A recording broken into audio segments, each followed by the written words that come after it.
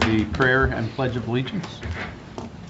Our Father, who art in heaven, hallowed be thy name. Thy kingdom come, thy will be done, on earth as it is in heaven. Give us this day our daily bread, and forgive us our trespasses, as we forgive those who trespass against us. And lead us not into temptation, but deliver us from evil. For thine is the kingdom, the power, and the glory, forever and ever. Amen. I pledge allegiance to the flag of the United States of America and to the republic for which it stands, one nation, under God, indivisible, with liberty and justice for all.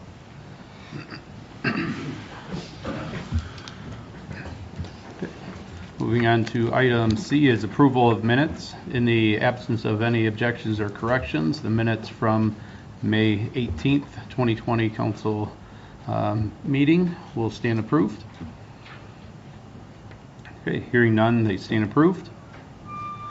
Item D, citizen communication. If there is anyone in the audience that would like to address council on something that is not on the agenda, if you're on the WebEx, just put a message in the message spot there, and we will check that throughout the meeting.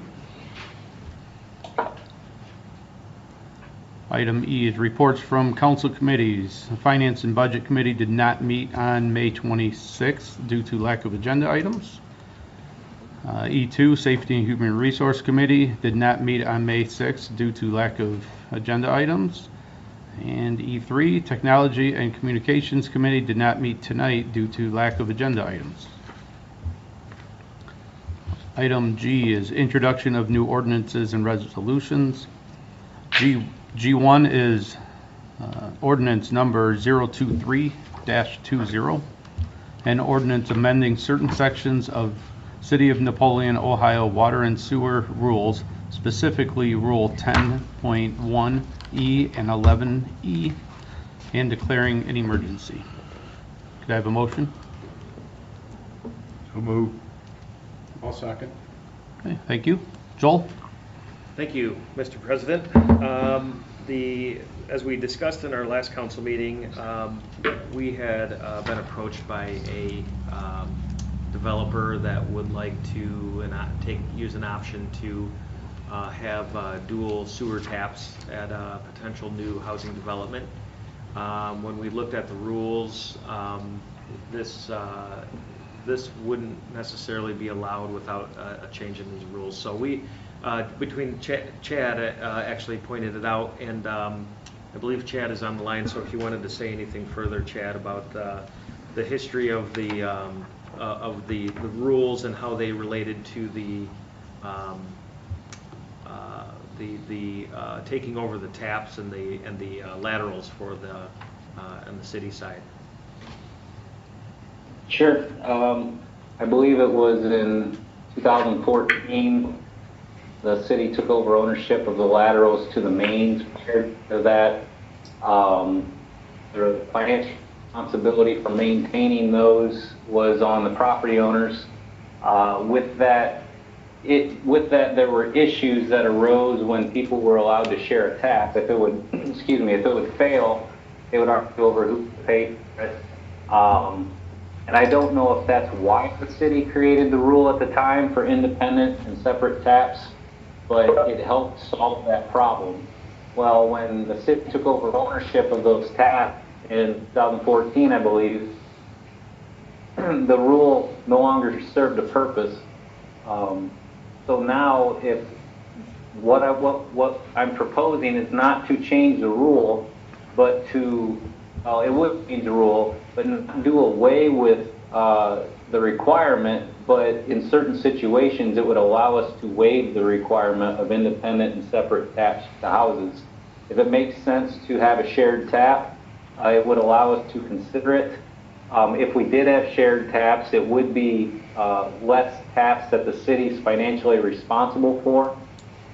So I don't see any negative impact on the city. There'd be potential for some cost savings down the road when it comes time to maintain those. But all I'm asking for is The change in the rule I'm asking for would allow us the discretion of having shared taps. It wouldn't automatically allow it. It would just allow us to consider it. So you can see the changes on the screen. Thanks, Chad. You can see the Sure. proposed changes on the screen and requesting first read. Any other questions or comments? Okay, hearing none, Rox, please call the roll. Lori, Yes. Jeff, Yes. Molly, Yes. Ross, Yes. Ken, Yes. Dan, Dan?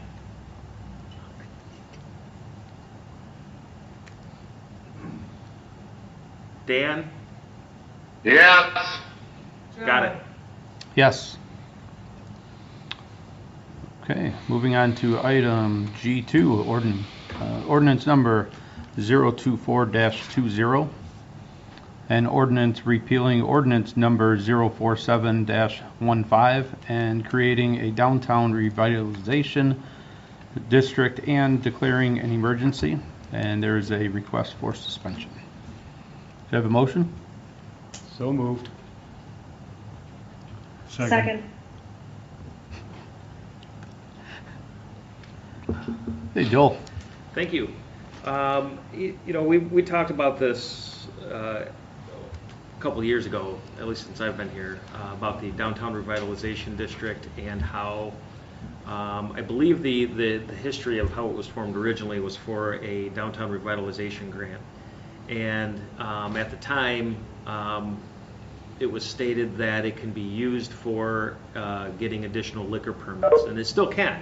And that's what we're proposing today here. And but in order to actually submit this for additional liquor permits in this revitalization district area, we needed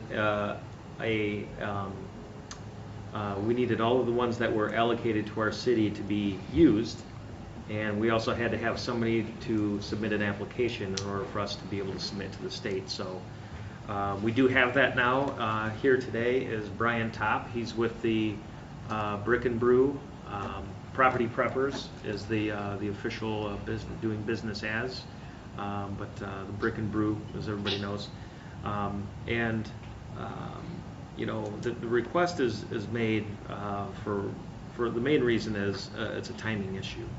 And the issue is that, one, at the time when he first asked if there was a liquor permit available, there was one available, but he wasn't the first on the list. And there's a waiting list to sign up for these liquor permits. Well, when the former owner, and we didn't know this, and you can explain more if you want, the former owner had wound up selling his liquor permit to someone else.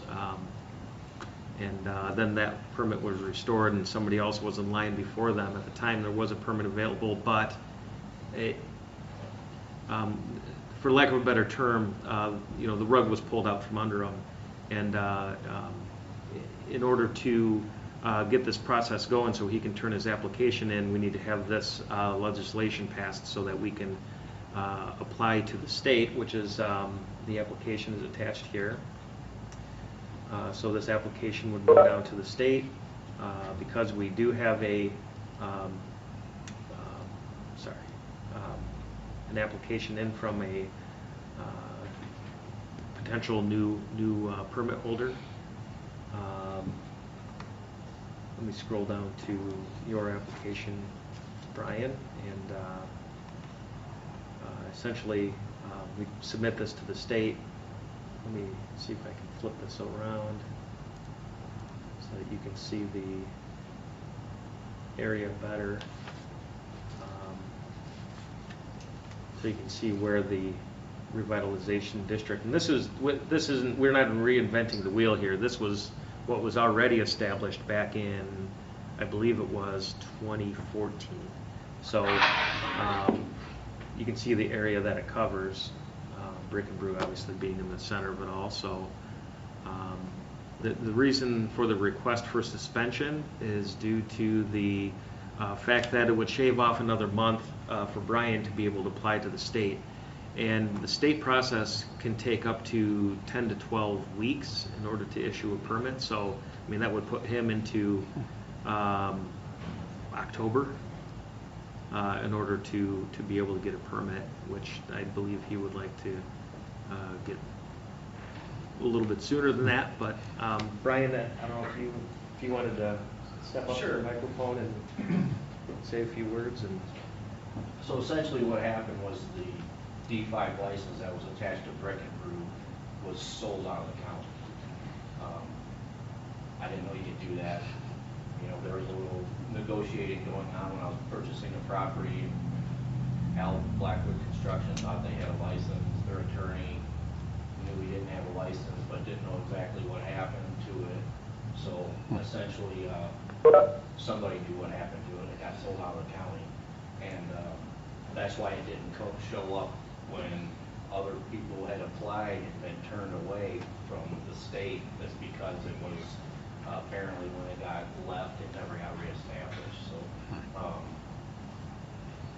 in order to get that license now, you know, there's the Old Town Tap they've got an application in from over a year ago, and they weren't aware down at the state, and they weren't aware at the owners of the Aguileras weren't aware that it was even available.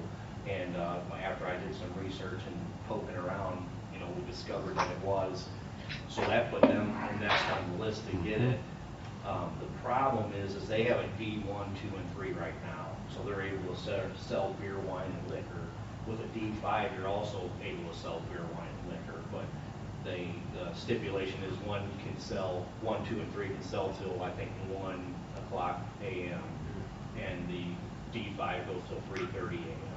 Which I'm not concerned. I don't expect it to be open that late. But the issue is if they take the D5, they give up their D1, 2, and 3. That goes to somebody else. Well, I would go ahead and pursue the D1, 2, and 3 while waiting for the other D5 to be established. But the problem is there's 3 other people ahead of me for a D1. So that's beer. I can get a D2 and 3, but that's wine and liquor. I'm a beer guy. So if we can get this going, it's going to help me out. I mean, I've got a big investment into this. I'm trying to get it open, you know, sometime this summer. There's just no way that can happen if we don't have a license. So that's why if there's anything that can be done, I don't want to break any rules. I followed everything that I was told to do. So I just, you know, that's all I'm looking at is trying to find out a way of, you know, the proper way to do it. well, you got a lot of investment in this, and you know, a lot more to go too. Yeah. How close are you to being open, Brian? If you had the D5 right now, how close are you to open? I've got my application for occupancy in already. Okay. They have 30 days to respond, and it's been in for 15 days. So it could be, I have one half of the building ready. So I can open half of it and open it up if I had it now, once I have the occupancy. The other half, I look to have it done by August, Okay. July. Yep. Well, thank you for investing in this community. Appreciate Well, that very much. I wanted to just bring another experience to downtown. That was my whole motivation behind it. You know, I've seen all the effort put into the streets and the sidewalks. And, you know, they had an unfortunate accident at the Brick and Brew, and it happens to be right on our main street downtown. So you see all the, you know, all the good things that's happened down there, and then you just got this black eye down there that I want to fix. Right. Well, thank you. Appreciate that very much. Thank you. Do we have any other questions or comments? If not, I will entertain a motion for suspension if someone would like to make that. So moved.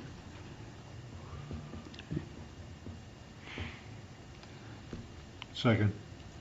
Thank you, Ken. Rox, please call the roll on suspension. Lori, Yes. Jeff, Yes. Molly, Yes. Ross, Yes. Ken, Yes. Dan,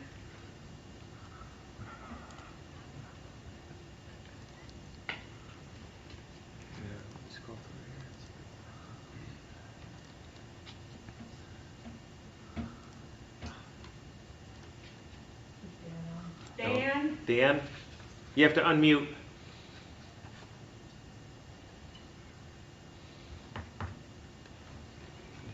You see the symbol right here is he's got low bandwidth.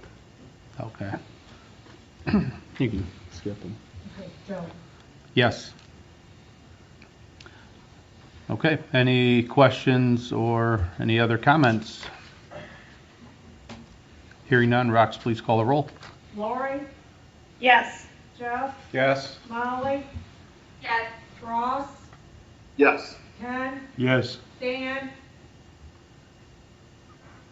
Joe. Yes. Okay, that has passed on first read under suspension. With emergency. Thank you, council. Pardon me? With emergency. With emergency. Okay, moving on to item G3. Resolution number 025-20.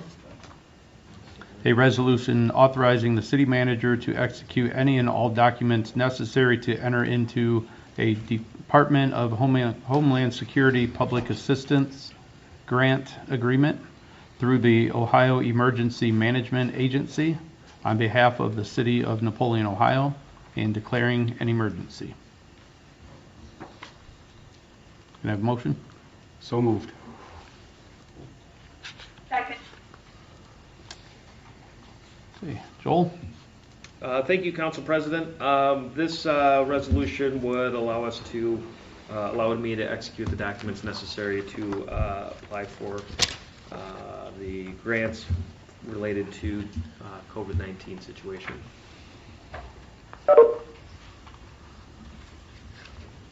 Okay. Requesting first read. I don't think, let me just check with Chief O'Brien. Is there any reason to move forward with suspension, or are we planning on submitting anytime soon, or are we holding off yet? No, there's no reason. We don't need suspension or emergency or anything like that at this point. Okay. We're just tallying our costs right now that we can apply for, and then we'll submit when ready. Okay. Thanks, Chief. Any other questions or comments? The current emergency legislation that was signed when this all started does not cover this? Which, no.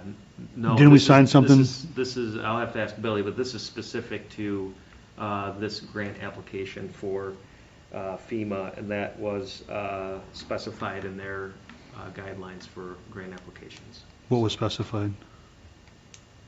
To authorize me to be able to sign on behalf of the city for this grant application. And that wasn't in the first thing we did way back in March, right? Correct. This is a standalone. Okay. Unless Billy, Billy's No, reading. Joel, you're correct. That's,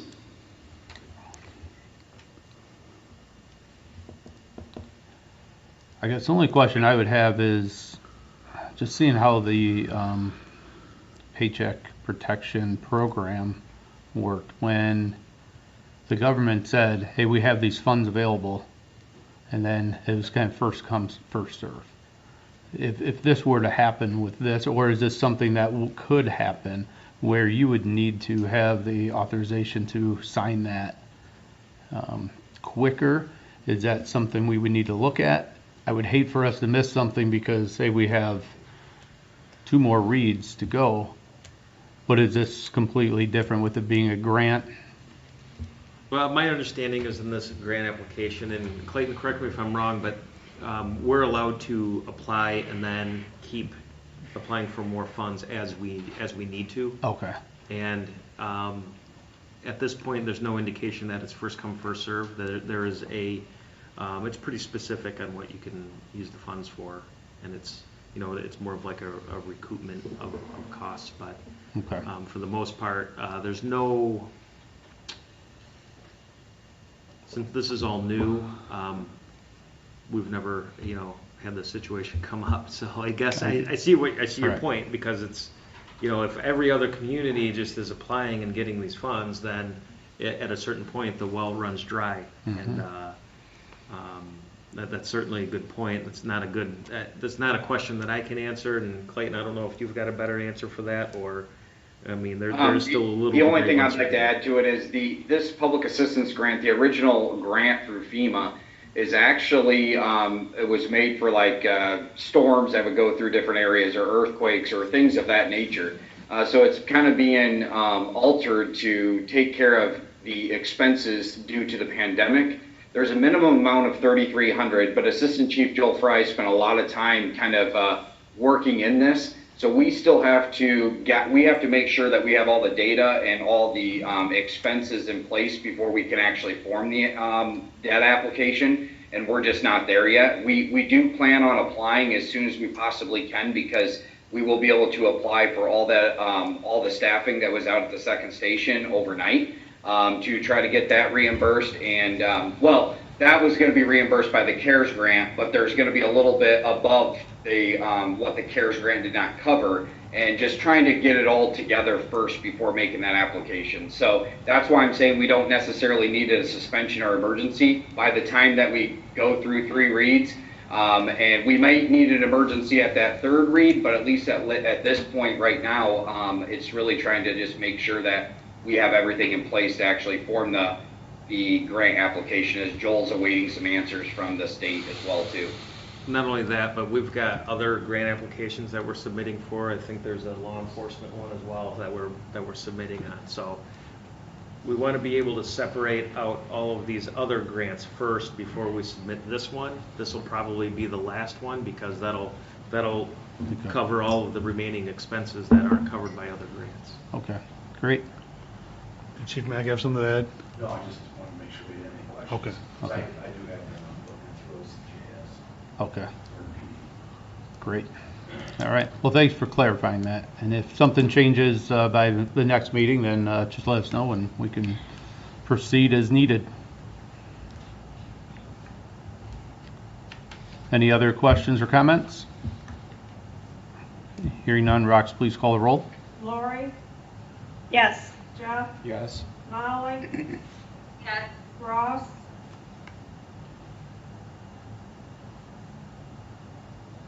Ross? Sorry, it helps when I unmute. Yes. Ken, Yes. Dan, Yes. Joe. Yes. Okay. Moving on to item H, second reads of ordinances and resolutions. H1 is resolution number 022-20, a resolution adopting the 2021 tax budget for the city of Napoleon, Ohio, as required in sections 5705.28 and 5705.281 of the Ohio Revised Code, and directing the finance director to file the same with the county auditor, and declaring an emergency. Can I have a motion? So move. Second. Okay, thank you. Kelly? Thank you. I do not have anything new to add. Well, that's boring. Thank you, Kelly. Anyone have any questions or comments? Okay. Rox, please call the roll. Lori, Yes. Jeff, Yes. Molly, Yes. Ross, Yes. Ken, Yes. Dan, I didn't unmute him. Dan, oh, that's, Joel's got to unmute you.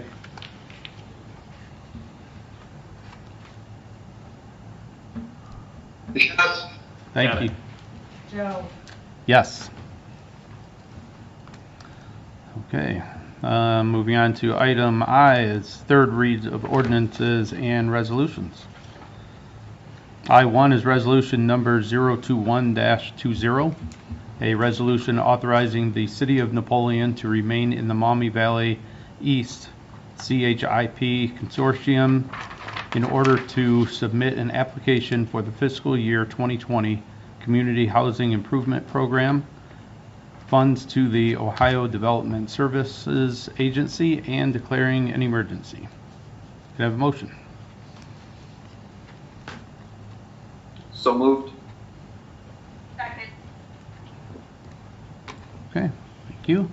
Joel, Nothing new to report. are you sure? Um,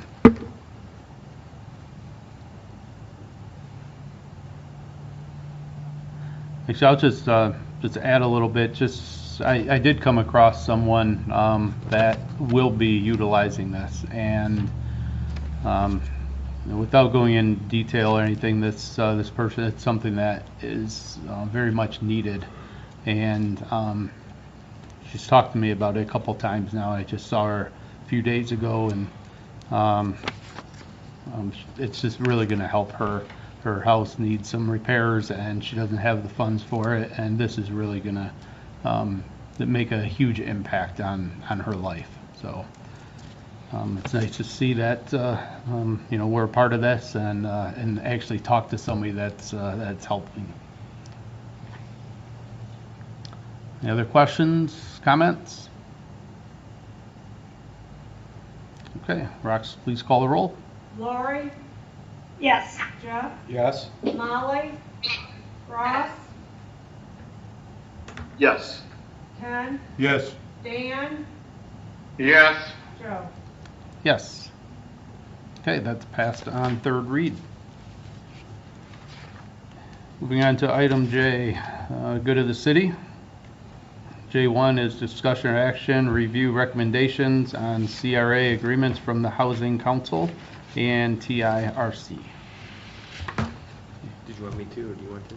You can do it, Joel. Thank you, Council President. The TIRC met, and and it was postponed due to COVID, but they did wind up meeting. Housing Council met before this meeting and approved of the recommendation from the TIRC. TIRC recommended to move forward, continue with all of the CRA agreements that we have in the city of Napoleon, with the caveat is that they recommended to revise the CRA agreement with Reedy REIO, and that is the property on Wood Drive. That's the Stop and Go property right off of Scott Street. And the reason is that since they were a little aggressive in their schedule for construction and haven't met those timelines yet. And just to clean up the agreement, just to fix the dates and make the adjustments necessary. Just for everybody's knowledge, that was a CRA agreement, was 15 years for 50%. That's the max you can go for a CRA, but like we talked about in the Housing Council meeting and in the TIRC meeting, the longer they wait to do the development, the less benefit that they're getting out of this incentive. So, but I agree that it's sound that we move forward with their recommendation and bring forward an amended agreement to fix the dates. When I talked to the developer, they just said that time got by them, took a little longer to put the actual plans and specs together to get the review by Wood County, and as they've gone through this process, it's just taken longer than what they thought. So just to remind everybody, they have 70 locations, maybe more by now, but this is their first new construction that they're doing. So it is taking them a little bit more time. It's a little bit of a new process for them too. So with their other locations, they either bought an existing gas station or convenient store, Yep. or there's already a building there and they just converted it to what they wanted. Okay. Yeah, I think there's one in Wasion. I think that was their latest one. Mm-hmm. So when you drive through the main drag in Wasion, you'll see it on the right-hand side as you're heading north. Okay. Thank you, Joel. Would someone like to make a recommendation, or I'm sorry, a motion to accept the recommendation? So moved.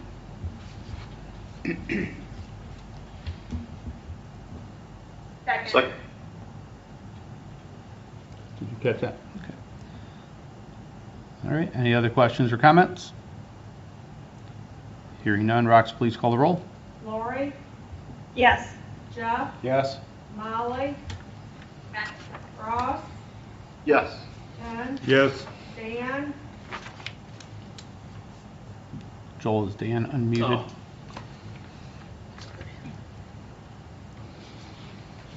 Dan? Yes. Joe. Yes. Okay, that has been approved. Moving on to item J2, discussion and action on 4th of July activities. Joel? Do you want me, okay. Thank you, Council President. We had had a couple of discussions at the Parks and Rec Board, Parks and Rec Committee met also in a joint session with them. We also talked at the last council meeting a little bit about the fireworks, and we went ahead and signed the contract with the fireworks company, which is Melrose out of Melrose Pyrotechnics out of Indiana, the company that we've been doing fireworks with over the past several years. And one difference in the contract is that we've shortened the timeline of when we have to have the make notification to them to to cancel if we wanted to. So that puts us at June 12th of when we got to make a decision to whether or not this can move forward or not. Depending on, I know we have Mark Adams on the line as well to kind of talk about some of the health department aspects of this and governor's orders and some other things that are going on. So just, as we, go through this discussion, I will say that after we signed the contract, we went ahead and, met with the EOC, Mark, Gwen Gabers, and our internal staff to kind of game plan a little bit on what it is that, make sure that everybody that needs to be aware of what's going on is aware, so that, there's a lot of planning that goes on in this. In a typical year, there's a lot of planning, but with this year, obviously it's a lot different with the circumstances that we're dealing with. So one of the things is that, as it stands right now, I mean, there are some issues that we're running into with the governor's orders and the position that it puts not just us as a city in, but other organizations like the health department, like law enforcement, like the places that people go to watch fireworks, which is private property, not city-owned property. Churches, schools, things like that. That's where the push is going to be to, and also with that, there's going to be. So there's suspected, since we're one of the only places that'll have fireworks, suspected that we'll have an influx of more people into the community than we would in any other typical year. So those are just some of the kind of the highlights of talking points that we've been discussing internally and externally, in hopes that we can get guidance. I guess right now from my end, I'm trying to push down to the state level. To give us a little more guidance and clarity on what the plan is, so that we're not in this catch-22 situation where we're planning to have fireworks, but by June 12th, we got to make a decision, and if we don't have answers by June 12th, then are we moving forward or canceling, and then is he going to lift the orders after that June 12th date? So those are some of the dilemmas that we're dealing with. So. That June 12th date, if we're not canceling it by then, and then something happens and we have to cancel it on June 20th, half of the money that we're committed to will go to next year. No, that's correct. If we cancel ahead of time, half of it goes to next year. If we cancel after June 12th, they get 40% and we get nothing. Okay. So it costs us 40%, and we don't get anything. Okay. So, but with that, Mark is on here after talking this through internally and with Mark and everybody else. And we've asked Mark to come on the line with us. Mark, can you say a few things and then answer anybody's questions that anybody would have? Sure. Thanks, Joel, and good evening, council and mayor and everyone online. So I went back and I wanted to do a little research because one of the main issues, and especially Joel had mentioned, was there is confusion. There's confusion all over the place, and when it comes to what are the orders, how are they, with the enforcement of orders, health department being given part of maybe half of what to enforce, and the other half, where the governor will come out and say, well, we're going to leave that up to the health departments.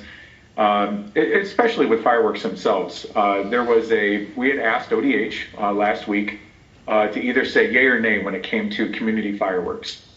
And the governor also said, especially with fairs, we're going to leave that up to the individual health districts to do that.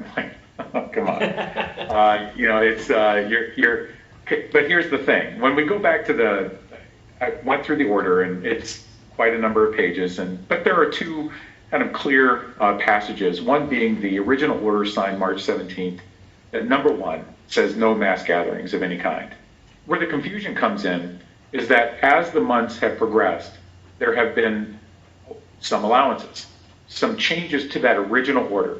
So that's where the confusion comes in, is following that original order, allowing restaurants and bars to open, allowing junior fairs and maybe a different type of fair, allowing conditioning of sports, so allowing wedding receptions up to 300 people. So what I got a lot of this weekend was, well, if we can have 300 people at a wedding, why can't we do maybe something like this, a pickup game of 30 people playing basketball? Well, that's true. The only difference is if you look at it from the order itself, it's kind of comparing apples and oranges. That's not just 300 people in a room. The other part of the paragraph is that you go down to the next section, well, if you're going to have 300 people, then it better be this large of a room. They better have social distancing. That better be a third of the capacity of the building. So there's a lot of caveats that go to that, but we stick with that. We look at that number 300 and we think, hey, we can put 300 people in a room. That's kind of not that, well, that is not the case. You can do 300 again if you meet all those other caveats.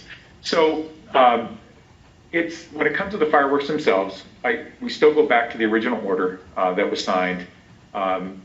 Still, most fairs, festivals, any type of outdoor venue is canceled. And what I mentioned to earlier in our work group was, I'll tell you, when you'll see the state really start to open up, and when you kind of pretty much can do anything, when you start seeing a Kalahari or a Great Wolf Lodge open, that's about when you open that type of venue indoors, and currently those are all still closed.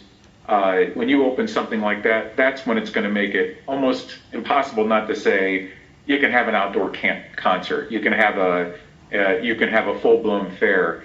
So even with fairs themselves, they're supposed to undergo some sort of transformation for it to make it possible to mitigate some sort of risk. The daunting task that is. But we've tried to, at the Henry County Health Department, and we've been kind of successful with it, is not saying no to people, is saying, look, I think there's a way that maybe we can help you open, help you do this, or help you do this, because economy is a big aspect of it's, not only you have COVID as the issue, but you have the economy as a real issue as well. And is there a way to get people to get something open and do it safely? And I used an example earlier today of going around and shopping in other counties. When I shopped in stores in Napoleon, I found that a large number of people were wearing masks and were following the directions in the stores. That was awesome. That's not the health department, that's everybody in Henry County. But when I shopped in other areas, I was amazed at how nobody was. And these are areas that have high numbers of deaths, high numbers of cases. And so it's, there is absolutely, of course, in Henry County and in Napoleon, reason to celebrate. But as the health department and as the health commissioner, I just would ask city council that, and again, asking, looking at it is if you can do what Defiance has done, Cleveland has done, and many other large areas and even areas around us have done, is they postpone that. At least give us, this current order expires till July 1st. And who knows, what they did is they essentially just took the order that expired on May 29th and just added July 1st on it. They only what they did is they just allowed a couple different venues to open up, but they didn't really change much about the order when it comes to social distancing, about the numbers of crowds, other than opening up to 300 for weddings. So there wasn't much else that they changed. And in July, it's probably going to look kind of similar. And I think what you're going to see through June is this week the governor will kind of open up a couple other venues. Next week, the same after that. And that, of course, will create more confusion only because it forces us to go back to the original order and read. If you read the original order and you've got that, then you can kind of see how the Legos get stripped away and where things start to open up. But it really comes down to kind of understanding that first order. So every time I read those new orders that come, I'm like, okay, what's opening up, and how do we get a group of people out there to help folks to be able to do it and do it safely? And but when it comes to those mass gatherings, though, that one's still covered under the order itself, under the original order, and that one it's still kind of clear that those type of activities or events would be an issue. But I can take any questions that you have, or I can try to provide some clarification to anything else as well. Great. Thank you, Mark. Appreciate that. Sure, sir. Joel, is there a question that there's came through? a I question can't in read the it. chat box. And it says, is the city simply sponsoring the fireworks, clearly defined as hosting a mass gathering, especially if we close Glenwood Park? So in other words, if we do have the fireworks, let me make sure I get this, correct me if I'm wrong, Mr. Small, but we're sponsoring the fireworks, but if we close Glenwood Park, we wouldn't be having a mass gathering for the city per se, but would that still be a violation of the order, just simply having the fireworks? Is that the question? Did I get that right, Steve? That's the way I read the question. So, Mark, how would you answer that? Yeah, the answer would still be the same. So it all comes down, that's almost like paying somebody to open the barn door. Essentially, whoever paid to have the barn door open for the horses to get out is still responsible for the event itself. So by trying to subvert the actual order itself, now, if a private citizen, the order did set to open it up to that if you wanted to have non-family members at your home, you can certainly do that. So if there was a private citizen out there that wanted to pay $25,000 to hold fireworks and allow 1,000 people to come on their private property, there's not much the health order can do about it. It did open up to where a person can have a private party. They can have their graduation parties on their private property. They are not upheld to the 10 familial members any longer. But paying for it as a city-hosted event would be attempting to subvert that process. So it's we were even talking about parks as well today, and there's ways that if we as either as a city or as a county we're not involved in that process, there's really not much else that we can do. It just it's almost I'm trying to think of another analogy, but my analogy I guess is there, and so it would be still covered and it would still be a city-hosted event. Thanks, Mark. And sure. Mark, you don't think the July 1st order will be back to pre-COVID where everything is opened back up? Obviously, the pendulum is swinging towards more and more things opening. None of us can project what's going to happen between now and July the 1st, understand that. But you don't think by then it's going to be public parks are open again? Is that what you think?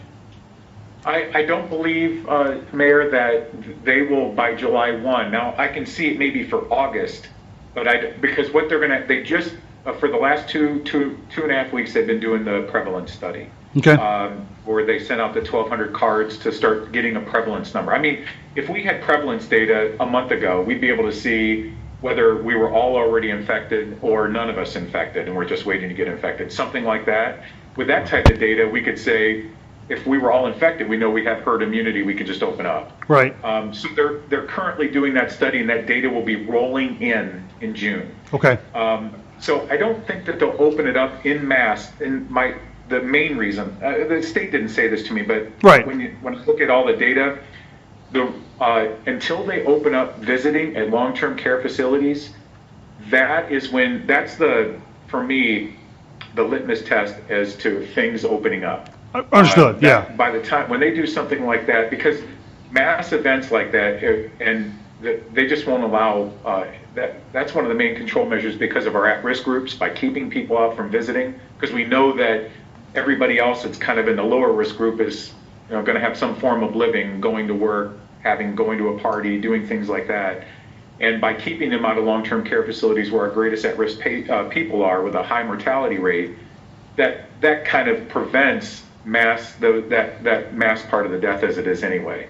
And we've been successful with that in Henry County and in a lot of other areas in the state as well, because we've been able to keep people out. Right. So it's, I don't see it July 1, but I see as more information rolls in, I see August as probably being a better indicator of more things opening up, especially because they have to have some real conversations about schools. Understand, right, yeah. What's school going to look like?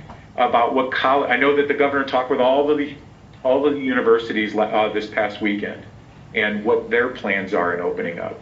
So, my daughter got a call last week and said, "Hey, by the way, there's going to be some form of you living in a dorm, but you probably won't have a roommate next year." So they're having those conversations, and those work groups are together. I know that there's a fairs and festivals and parties work group and outdoor venues like Blossom Music Center in Northeast Ohio, things like that. And Stranahan, I know that the performance halls have canceled their shows at least through August, like Cleveland Playhouse, Stranahan, Cincinnati. So I think, although there's no official word, I think they are also looking at around August as being more of a warm opening rather than July being that part. I think July is still part of the zone where we're gathering all this data, and then we start making decisions of what the rest of the year is going to look like, and kind of just but with the rate that things are opening up, I can't imagine a lot of things closed other than long-term care facilities past September 1. Right. I see the rest of it opening up. Okay. I'd like to get some thoughts from our police chief here, because I know that would be a big deal for you that day, more than it has been in any other year. Just want to get your opinion on this, Chief. And Mr. President, we do have another question. Just, Okay. I don't know if you want to have the chief, or do you want to? Let's go with Chief first, and then let's see if it maybe answers some of that. If not, we can get back to it. Okay. Thank you, Mr. President. It's a huge dilemma. I don't know how else to put it. I think this community knows how much I'm for the community, and I want this to be done just as much as the next person. That day is a tremendous day of operation for us. It's one of the busier ones other than maybe Rib Fest. It is putting the health orders are putting law enforcement in a pretty significant bind right now. That day, if it goes forward, I would fully anticipate, after talking to all my fellow chiefs, a district call that I was part of last week, they were pretty much in agreement. We're going to have a significant crowd. We're one of the few shows that would be in the area, and that is troubling in a lot of different ways right now. From a staffing standpoint, how it would affect my agency. We briefly looked at it, started making plans last week. If this would go forward, we're pretty much looking at canceling everybody but the one or two people I've got on vacation, and it would be an all hands on deck. And that would be with mutual aid. The predicament that law enforcement's in is we've got our own personal opinions. We've been part of this from the get-go. So we see all the sites, and we're being asked to police parks. We're being asked to police mass. Fireworks would absolutely, you have fireworks for one reason, that's for people to see it. So it's going to bring crowds. You know, with crowds, you're going to have risk. You're going to have risk of maybe a spike or exposure. That's concerning for me from my agency standpoint because it's going to be an all hands on deck type of thing. So not that everybody would be exposed to any one scenario, but it's, I think Mark could correct me, I think we're at 1-to-1 right now. We're just over 1-to-1 on exposure, where we were 1-to-3 when we first started this meeting. One person exposed 3 others. And then that was, I think we're close to 1-to-1 right now. Okay.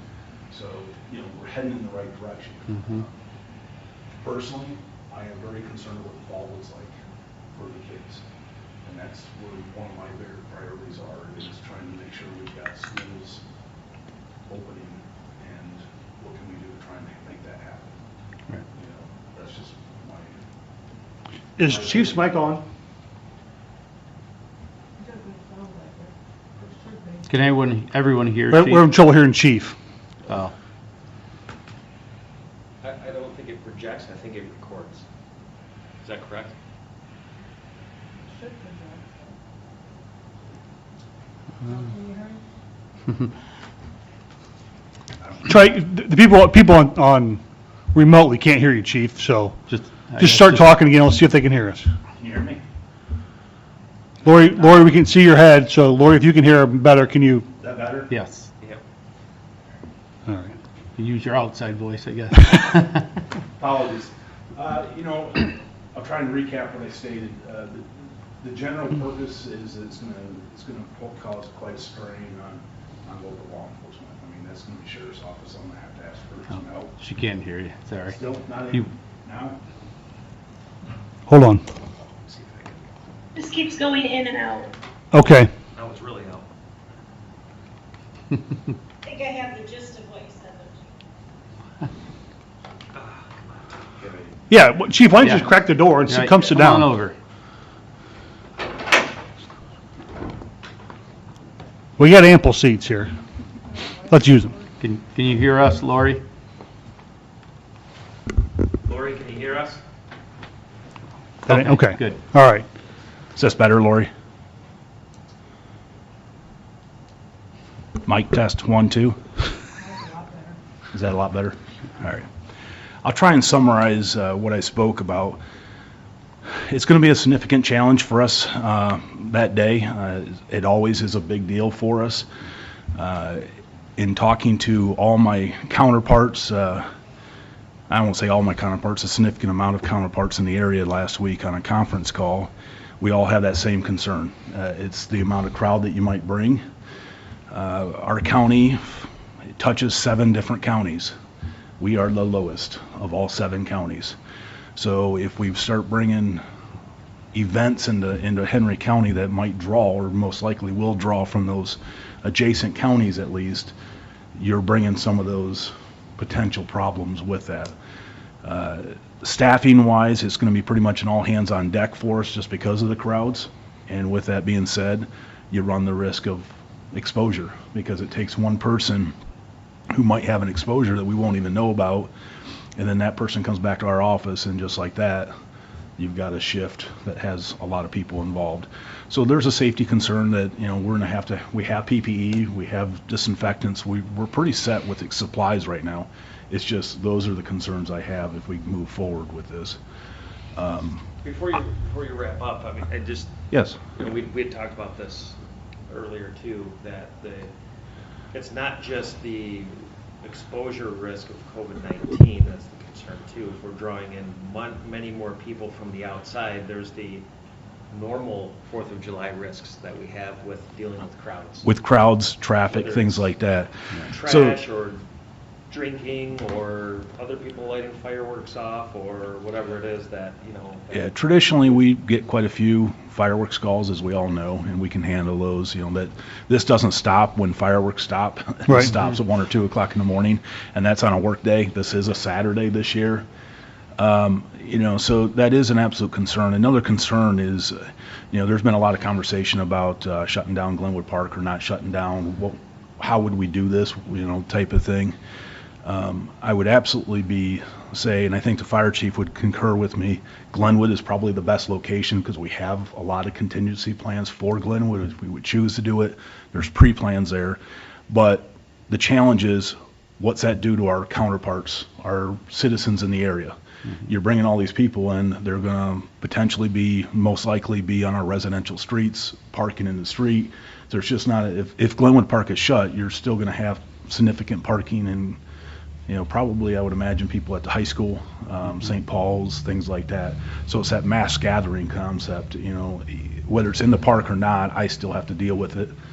The challenge that law enforcement across this country right now are trying to balance is the fact that it's very polarizing, like a lot of things going on right now. So you have individuals that don't believe in the mask, don't think that that's okay, that's something they want, and that's perfectly within their right. And then I've got someone who really is scared of that, and they're calling in on people who are having gatherings or something like that, or sending pictures of people at parks and so forth.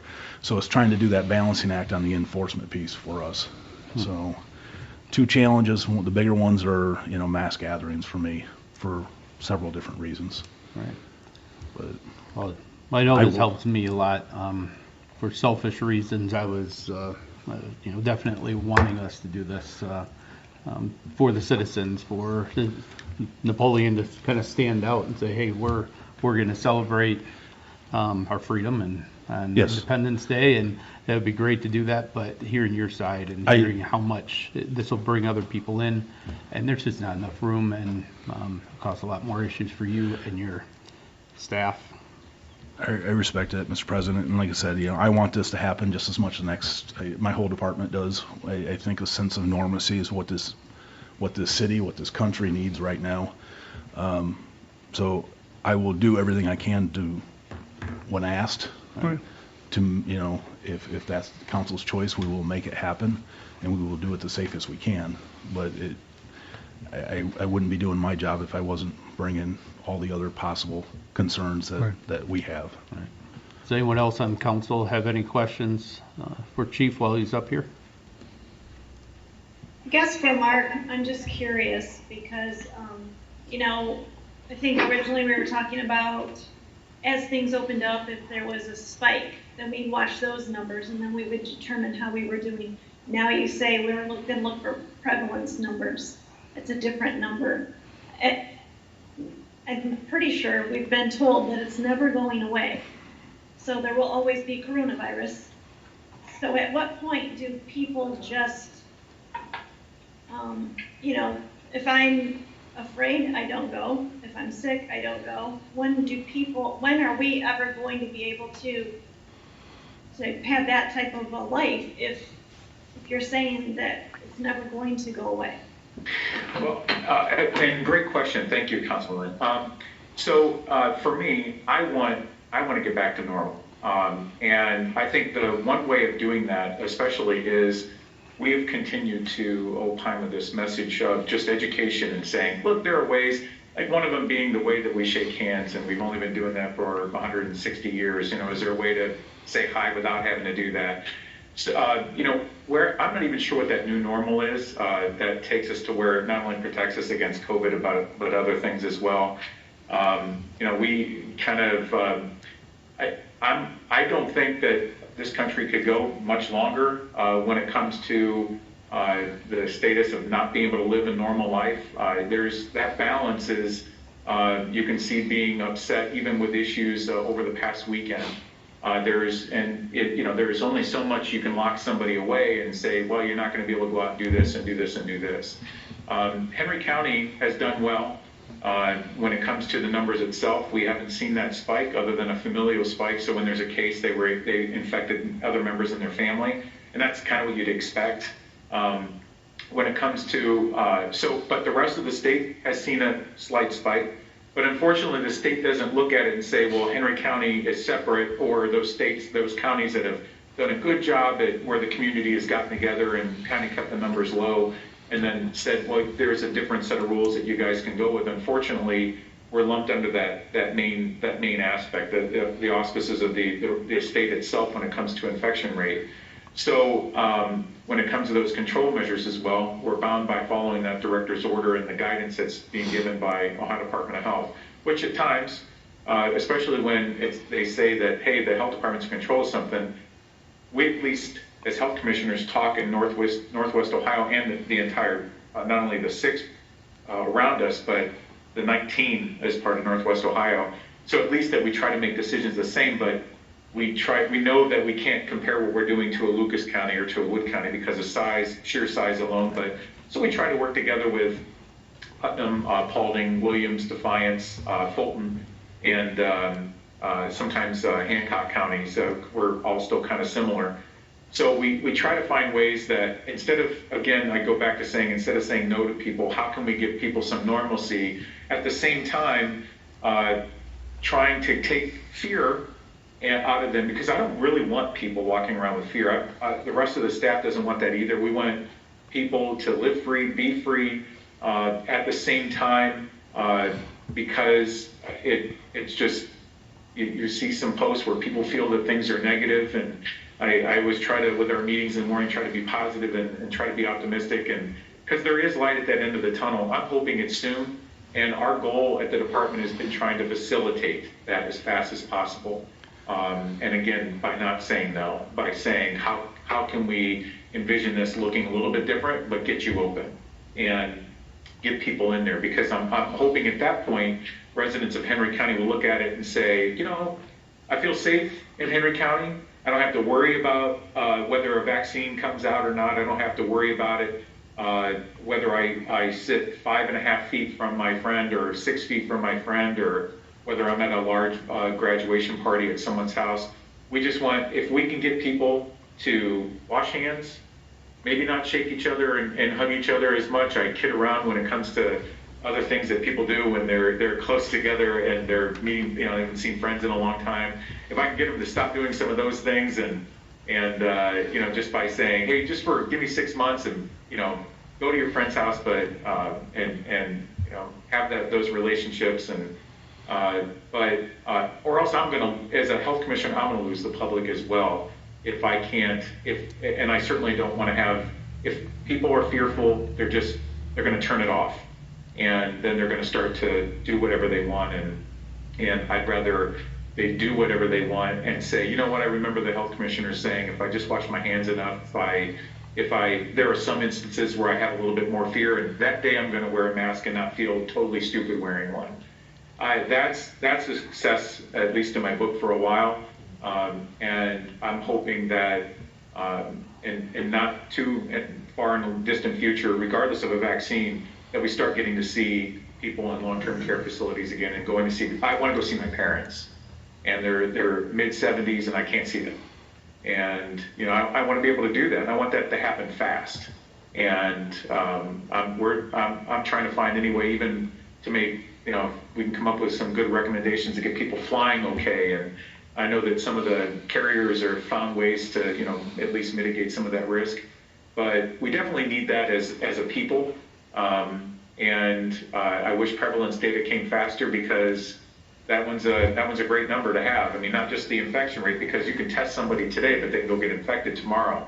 But prevalence tells us those that were infected, and that tells us our herd immunity. If and those are the, you know, we get enough of that going on, then we can say that's it. You know, we're either done, we can move on, or we need to, you know, kind of keep a little bit more control on things. But if we come out of, you know, all of this, the one thing that I'd still try to encourage as much as possible is that we wash our hands a little bit more, because we still have to investigate all foodborne outbreaks. We had that over this weekend. It wasn't an outbreak, but we had complaints of foodborne illnesses. You know, those are so preventable with just washing hands or using hand sanitizer, just simple measures. And hopefully that we get the general public as well, that same thing, you know, kind of just employing getting a little bit cleaner, but not too clean. We get too clean, you know, we don't get really good immunity. So got to be a little dirty, but, you know, employ a little bit more clean practices. If I can get the public to do that, I wouldn't have to worry about it. I'm not worried about a vaccine. I think actually what I was looking forward to is Henry County being a model community when this is all over, and being able to say, how did they do that? Because I know that some people used to say, well, you're not doing testing. Well, we are. That's bull. We've been doing plenty. People have been going not only in Henry County, but all around, and they keep coming up positive. I've had so many people call me and say, I just tested somebody today, I just know they're going to be positive, so count that number. I'm like, no, wait till the results come back. and they've come back negative. So, we're doing something, and, we're doing it right. And just to kind of carry that on, if I could just talk to the public and say, give us a couple more, maybe a month and a half, let's see where we're at and see what else we can do. Thank you, don't Mark. think we'll have any numbers before June 12th? Do I think we're going to have a spike? I don't knock on wood. Everybody asks me, are you superstitious? And I'm like, no, I don't. So I don't knock on any wood. Do I think we'll see a spike? I don't think we'll see that. I think that while people were out and doing their thing, as I mentioned in the work group today, you might have seen 50 people or 60 people at the field, maybe 100 people at the field. But what you didn't see was the other 27,000 in Henry County that were kind of just doing their own private thing. So if we see a spike, which our spike will be a few, but that doesn't mean that, we've got to shut everything down. That just means that people got a little, they went out, they did some things. All we ask though, and as we've been asking for the last couple months, is if we just keep our circle a little bit smaller, and it has been. When we've been doing our contact tracing, we're finding 3 to 6 people that they've had contact with, and then they've learned other ways to contact people, and they've mitigated their own family's risk. I mean, we have people that are in a household that have not given it to people in their own household. I mean, so they've done a great job at it, and they've been very forthcoming when it comes to doing that contact tracing. So as far as the public health person, I see, while there's that negative aspect of COVID and the economic impact and everything else, and just the whole psycho issue, the psychosomatic stuff, I see the positive side of it, and that the number is low, that we haven't had a passing, that we've kept it out of our long-term care facilities. And again, I'm not superstitious. I think it's the people that have done that. It's not some fluke. And it's not a whim. It wasn't a gamble. People have gotten together and kept it out of those locations. Okay, thank you. Anyone else have any other questions or comments? Mark, thank you for all you're doing for Henry County. We really appreciate it. There is another question on the chat.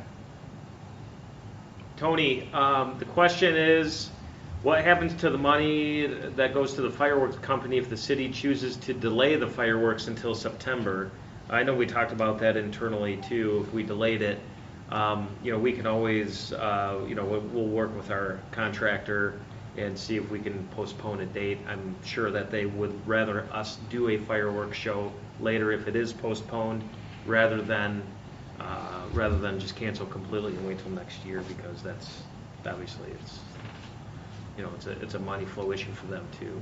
So, Tony, did you get a chance to talk or have any kind of contact with the fireworks company? Well, the only contact that I had was the discussion I had with them last week to try to shrink that lead time to get from 30 days to 20 days so we can, find out if the orders were going to change, have more discussion.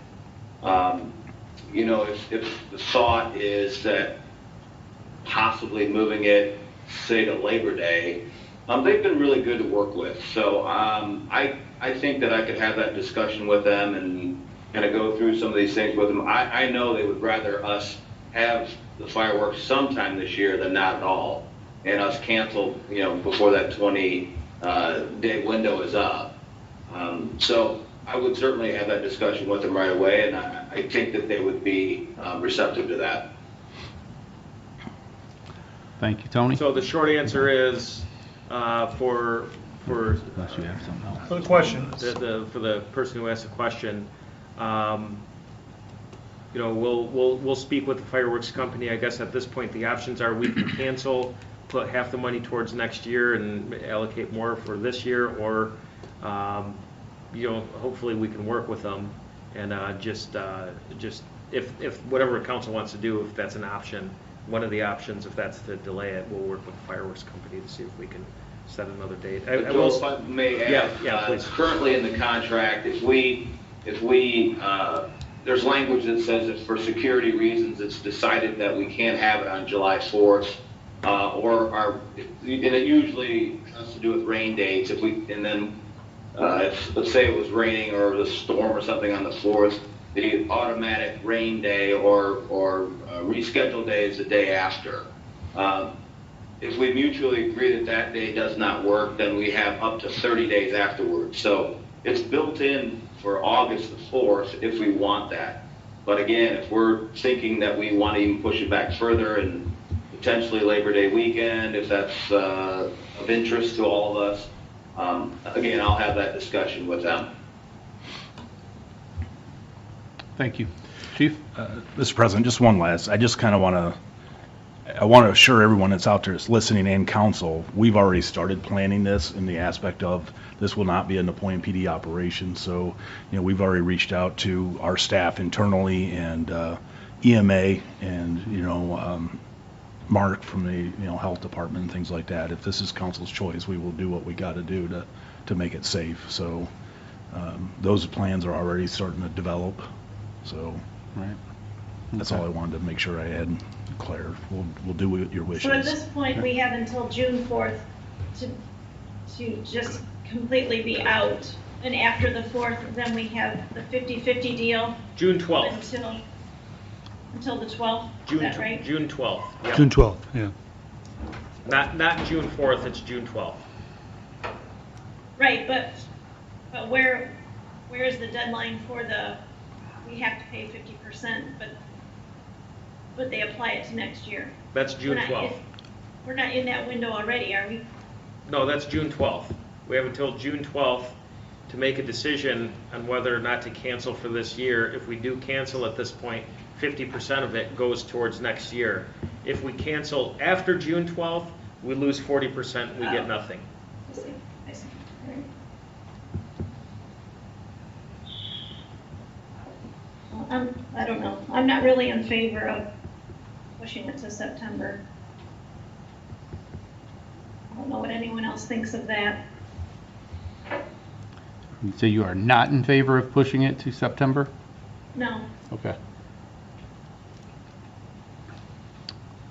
Any other comments from anyone on council? I struggle and push it, but I understand also the all the work for first. That's spread. I like to work a little bit. Thank you, but topic. Molly, Molly, we can't hear you very well. it's very tough. It's very faint. Okay, I'll just. That's better. better. Hey, That's we better. can hear you now. Can you hear better? Yes. Okay, all right. I was just saying that I'm torn because I don't want to, but I feel like. Get closer. Get closer. I feel like for the safety of in the community, we almost need to push it back. I think Mark's done a really good job at everything that he did and explaining it. I hate to push it back. July 4th is such a big time for the community and everyone wants to celebrate, but gosh, we really need to watch our numbers and slow the spread, and I don't know if we can have a special, because we have till June 12th, right? Yes. Okay, I don't know. Okay, thank you. You know, I've thought long and hard this last weekend about this. I had a long talk with Joe Friday afternoon, and I was in favor of going ahead with this. And we talked a little more, and then we said, well, we got all this outside interference coming in. Mm-hmm. Not good for Henry County. We don't have them here now. They're not bringing anything in. They come in, we're going to have it. So.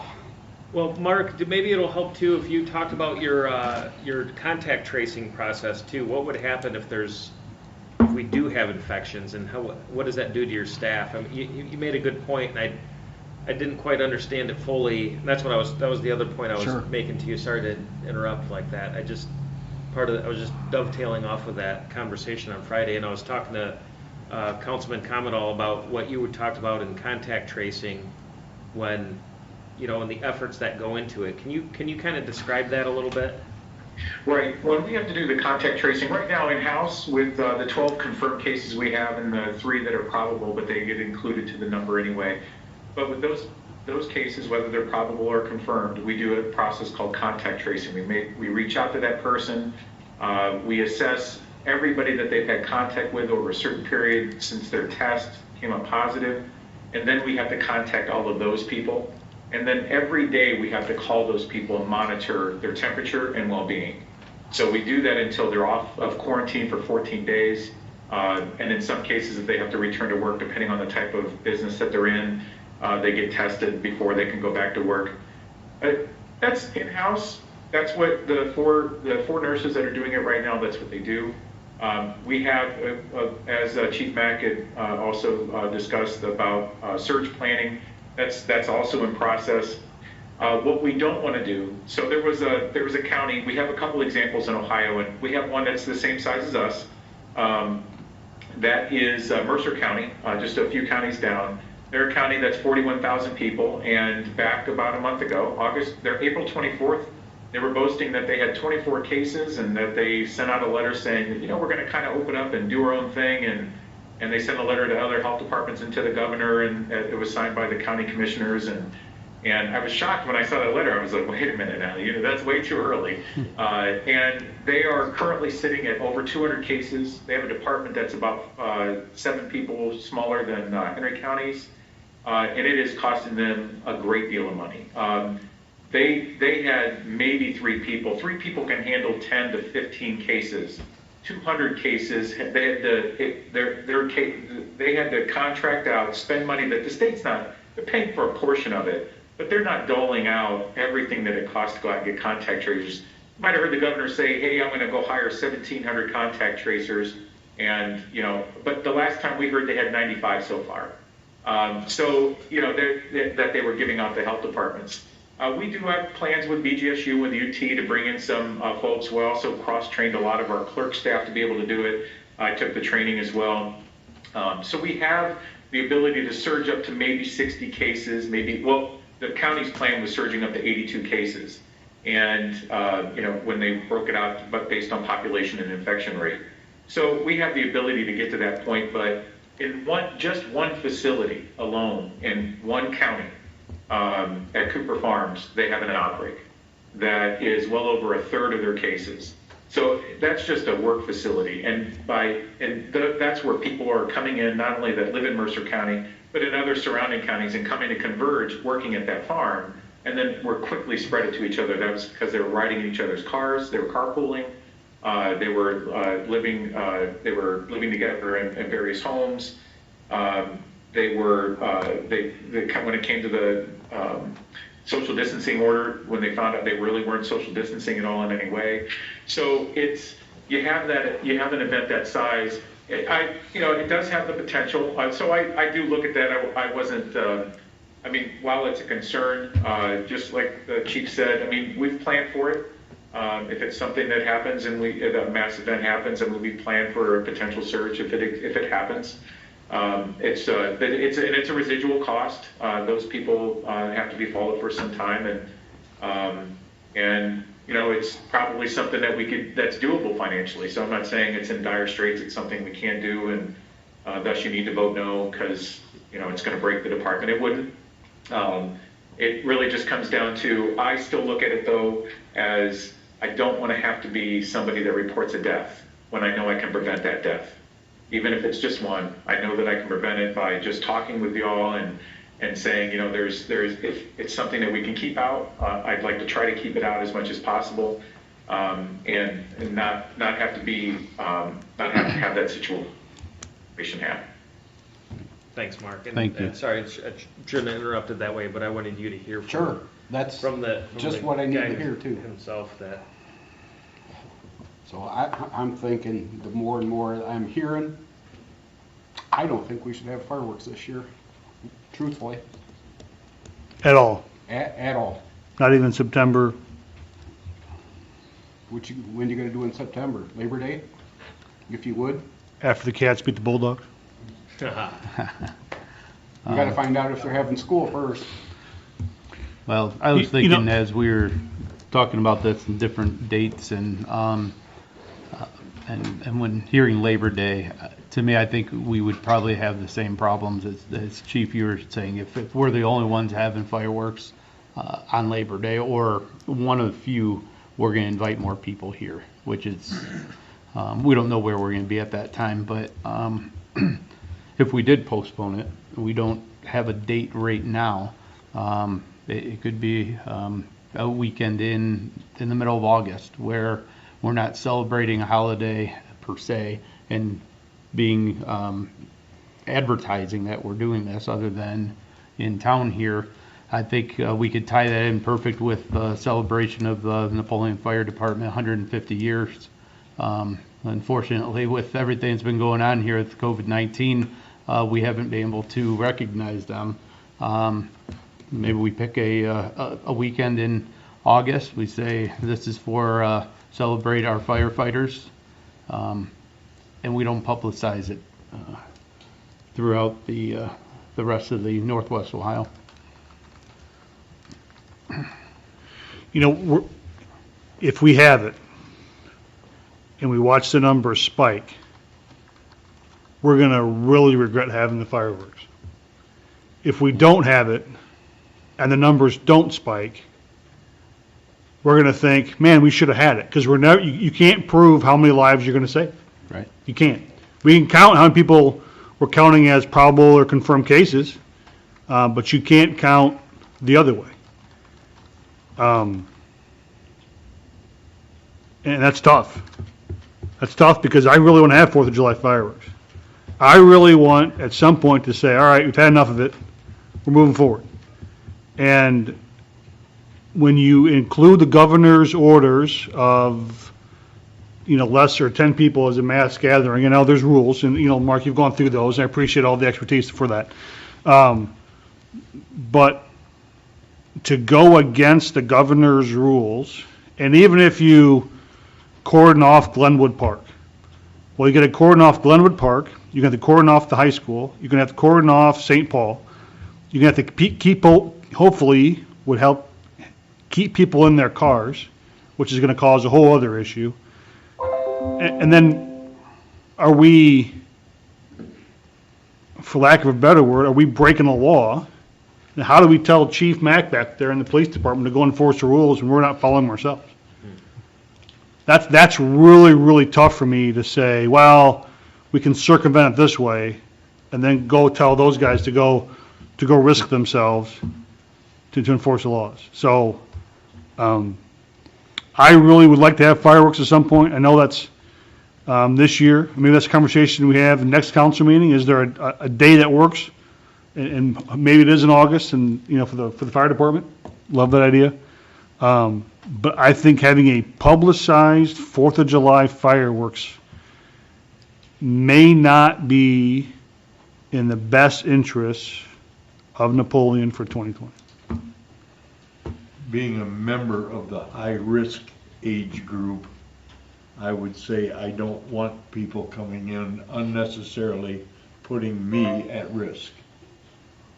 Even though I won't be in any place where there is a large group of people, I still don't want to have that chance shoved against me. Right. Yeah, you may not, Ken, but one of your loved ones might. Or And they may not see you on July the 4th, or they may see you on July the 5th at a place of worship. Right. You know what I mean? And then it spreads quick.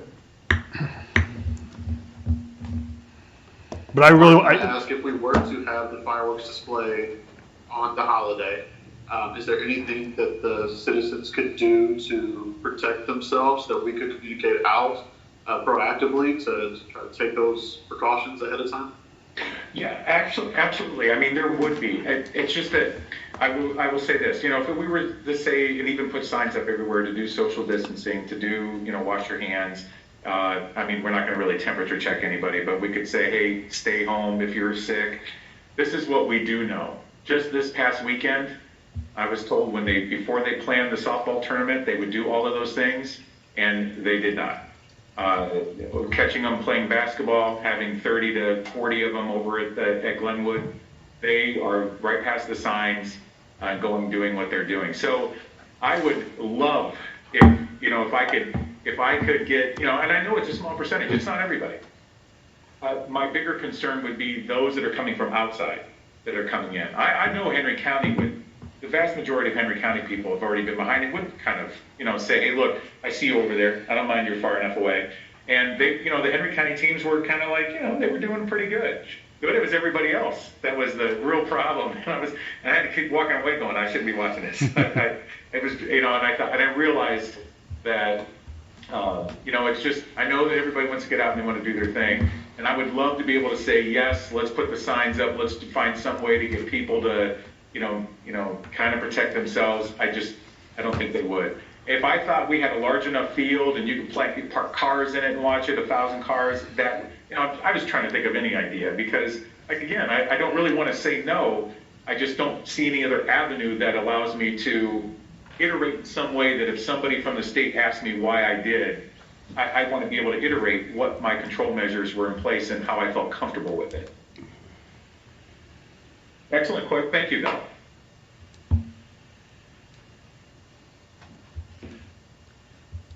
How about we have fireworks November 28th? That's Thanksgiving weekend. Everybody's going to stay in their cars because it's going to be belly cold outside.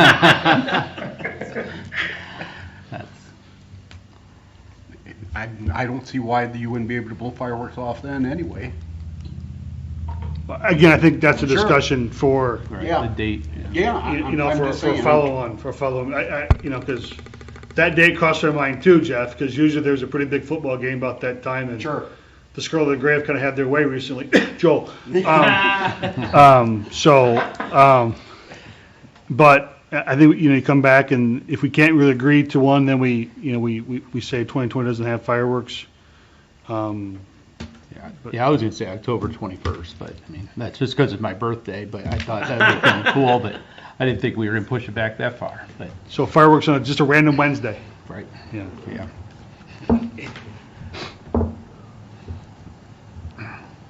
I guess I would entertain, if there's no more questions or comments right now, a motion to at least postpone the fireworks for 4th of July. At least we can start there and then kind of go on from there. Well, can we put that as long as the rules don't change between now and June the 12th? Yeah, Is that all right? Because who knows, right? Let's Yeah. just miracles and, hey, you know what, we're good. Yeah. Not that we're expecting that, but that we at least it's in there so we don't have to reconvene on the 11th and go, hey, we're going to change our mind. Is that possible? I think we could even give the city manager the ability to make that That's fine. change. Yeah, and I would work with Mark Right. on what Yep. the rules are. Yep. Wait till probably that June 11th date to really, finalize, because that's when the press conference, he's been doing them Tuesdays and Thursdays now, the governor, so, we could wait till after the Thursday press conference, and, I could talk with Mark, if you're okay with that, and then, speak with, whatever happens, speak with the company on that Friday. And in the meantime, we'll contact them and see if we can't get an alternate date sometime. We don't have a date certain yet. Right. But, see if they're amenable to having Because they may have a schedule full too. Hey, we can't do it on, these days already. Right, So, yeah. And I wanted to make this point too. So far, Mark, you may know this too, I think, and Chief, you've been talking with some of the other associations. So far, it appears that about 1/3 of the communities have either canceled, 1/3 have postponed, and 1/3 is still up in the air. I think Correct, and that's about various entities, whether it's a large city or a small city, most of them either postponed or canceled. So I think I used Cleveland and Defiance as two completely different as far as size go and as far as infection rates go. And they're just as examples that where you have a major event and Cleveland counts on that. It's a huge money maker, bringing people in. That's why they did that. And with Defiance and much smaller community, it's not exactly a money maker, and it's hard to get people to really, once they are done with the fireworks, to get them to go and start spending money in the city, in a smaller city. And But yeah, and I knew that we discussed Waseon, but they had not made a decision yet, and I talked with their health commissioner as well. So it's, I think they were kind of in the same boat with as far as signing with the company and deciding, getting ready to make that decision whether it's something that would happen or not. So yeah, it's we're not really seeing very many. In fact, I don't really know of any for sure that have said yes, we're going to have fireworks. Thank you. So you were looking for a motion unless there was something else? No. And it would be to, just make sure we got it right, to work with the fireworks contractor to postpone the date if the rules don't allow us to have fireworks on the 4th of July. Correct. So then if I vote, because I'm not in favor of postponing it. I feel like it's either the 4th or nothing. So how would I vote?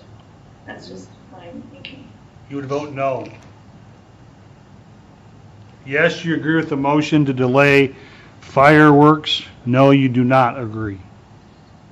I agree to push it as far as we can until the 12th, but Right. I respect Commissioner Adams and certainly Chief Mack, and if that's their recommendation.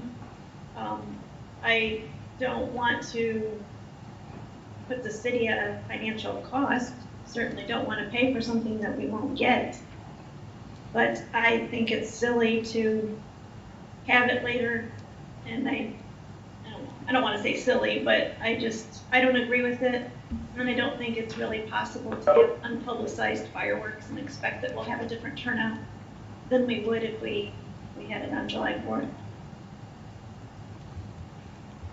Okay. So it's fine, I'll Right. have my own vote, but if we Right. lump all that together, then am I automatically voting for the postponement? I just don't want to. Do what you're I saying. suppose you could make separate motions too Right. if you wanted to, but Guess it's up to anyone that wants to make a motion instead of just what we just came up with. A motion would be what somebody wants to present themselves. Do we have a motion on the floor? No, I just said I would entertain. Okay. Okay. Just make sure. Right. Yeah. Yeah. we're not- yeah. can I, before you ask any further, is not knowing that we don't have a date set right now, would you want to put this back on the next council agenda to discuss dates if that particular motion that we just passed or talked about were to pass? Then, at the next council meeting, we can have this discussion again and kind of solidify plans for getting a date and everything else, or just solidify plans if we move forward with the July 4th as well, if that turns out to be the case. Right. Are there any other activities that we need to discuss? Because it says the 4th of July activities, not specifically fireworks. If you want, yes. And Tony, we can do that about what we talked about at the last Parks and Rec board meeting, because there's a whole list of activities leading up to the fireworks on the 4th of July. So do you want to go over them in brief? Yeah, I think so, because it's all part of this, the one discussion or action is all of the activities. And then if someone wants to make a motion before we move forward to postpone the fireworks, then we can go from there. Okay. Do we know if other municipalities are having 4th of July ceremonies? Just in terms of fireworks displays? No, Oh, any others? other fireworks or any other 4th of July activities like we do? I know the big stuff for now getting canceled, obviously the headline are the fireworks, right? Yeah. Toledo canceled theirs, Maumee canceled theirs. Yeah, So- but do But they- I don't know what the other events, I don't know that, Yeah. right? I couldn't tell you. Tony, do you know what other communities do in terms of having other activities outside of fireworks? Not specifically for other communities. I'm sure that, like was mentioned, that fireworks are usually the headline here, and most communities they'll do like that day. They'll have like food trucks and some things that maybe go on, especially if they have the swimming pool. But I don't know for sure what other communities that canceled their fireworks, what they've done, or if they've kept anything in place. I was just going to point out a few things that we normally do, that we still potentially do. One of the big things that we have done over the years is our 3-on-3 basketball tournament. Right now, it appears that the governor's order will not allow us to do that unless that changes. So I'm not saying that we should cancel it, but I'm saying at this point, that probably would be on hold. We've got a hot shot contest for the younger kids that's more of an individual activity. So in my view, of course, we'll talk through all these things, make sure we're getting the right advice from the right people. But I believe we can do that, and we always had that on July 4th. The other big event that's really grown over the years is our red, white, and blue golf scramble. Golf has been allowed for quite some time now, and it seems to be working on our golf course, and I think we can make something happen there. But some of the things that we won't be able to is, if we were going to do fireworks at Glenwood and close it, obviously food vendors wouldn't make sense there. We've always had free open swimming. Well, we don't have a pool, so that's a moot point. There's a big wheel race that we have on a day prior to that. That's individual. We may be able to work something out there. So whether we have fireworks or not, I still would love to be able to provide some of these activities.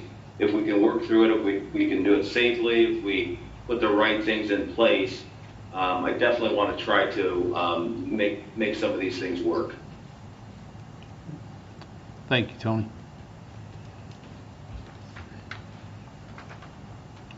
Joel, is there anything else you can think of? That covers it, I think. Unless anybody from council has more questions for Mark. I believe that Gwen Howgabers is on the line as well, who we've also been in contact with, and just overall, that's the team.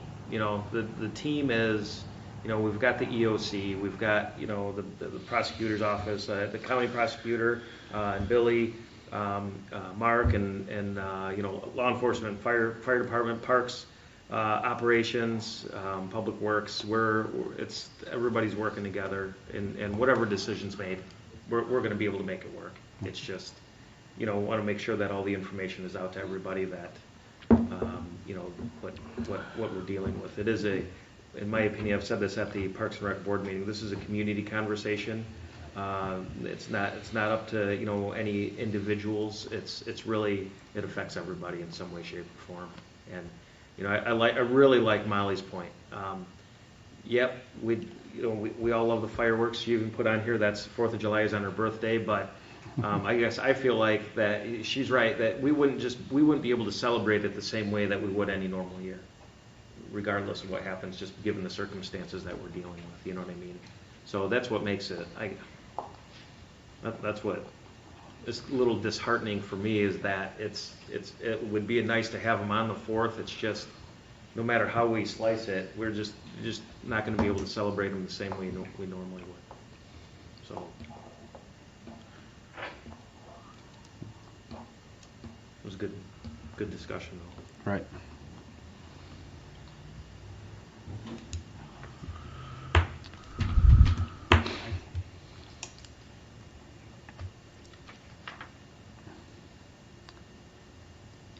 What's the motion that's been proposed at this point?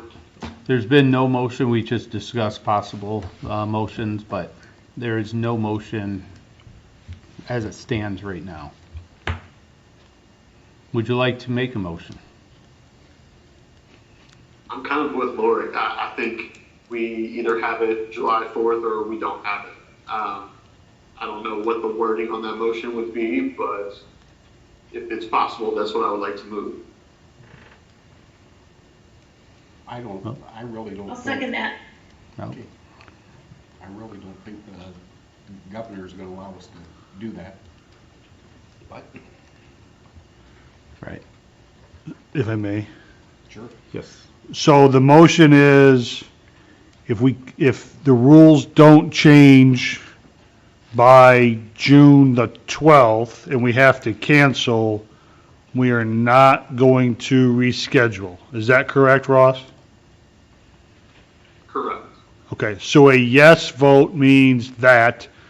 A no vote just means that we may have to reschedule at a different time, right? Am I thinking that right? Or No, a no vote just means we're you don't agree with not that? doing anything yet. Okay. Yeah. We're All just right. not agreeing to this To motion. that motion, okay. Correct. Thank you. Because we didn't even talk about the savings then, because I know that was a concern of the city manager about Yeah, the how finance. this is going to impact us financially. So if we can't celebrate it the way we were planning to originally, then maybe that's just an opportunity to have a great celebration next year and have a little extra tucked away to help with the shortfall. Right. I don't know, we didn't talk about it. That's a thought too. Mhm. You have a motion and a second, right? Yep. Okay. Any thoughts that, I mean, should we try really, really hard to spend $25,000? I don't know. You mean for this year? Yeah. Well, I never really want to try hard to spend money if we don't have to, but. Well, we have a motion and a second, so have Rox call the roll. Lori, Yes. Jeff, No. Molly, No. Ross, Yes. Ken, Yes. Dan, Wait, hang on. We'll have to unmute Dan. Where'd he go? Is he gone?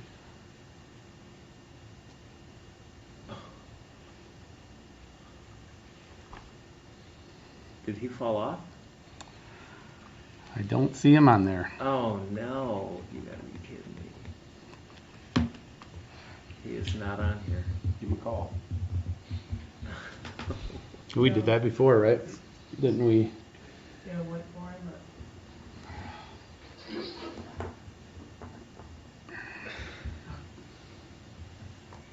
We didn't for any of the other votes. I don't think we can All right. pick and choose what we're, going back and forth on. It wouldn't look very good. but, so how do you vote now? You calling me now, he said? Yeah. I will vote yes.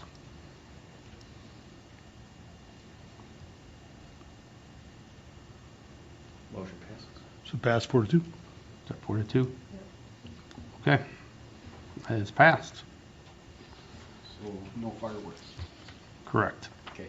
Well, unless the governor's orders are changed by the 12th. By the 12th, correct. Okay, moving on to item J3, discussion or action, change order number 1, final to Merrill Brothers Incorporated for the Phase 1 digester cover and sludge removal improvements on an increase of $79,453.10. Joel? All right, thank you, Council President. Let me go back to the share screen here and go to a couple of things happened when we did the digester cleaning project at the wastewater plant. That was originally a $713,000 project. As we went through the project, at the end, we had an estimated number on quantities for solids. The bulk of this change order is due to the actual quantities that were measured when we went through this process, and it's measured by the amount of loads that are hauled away to the landfill. So we get it's precise. When originally there were estimates.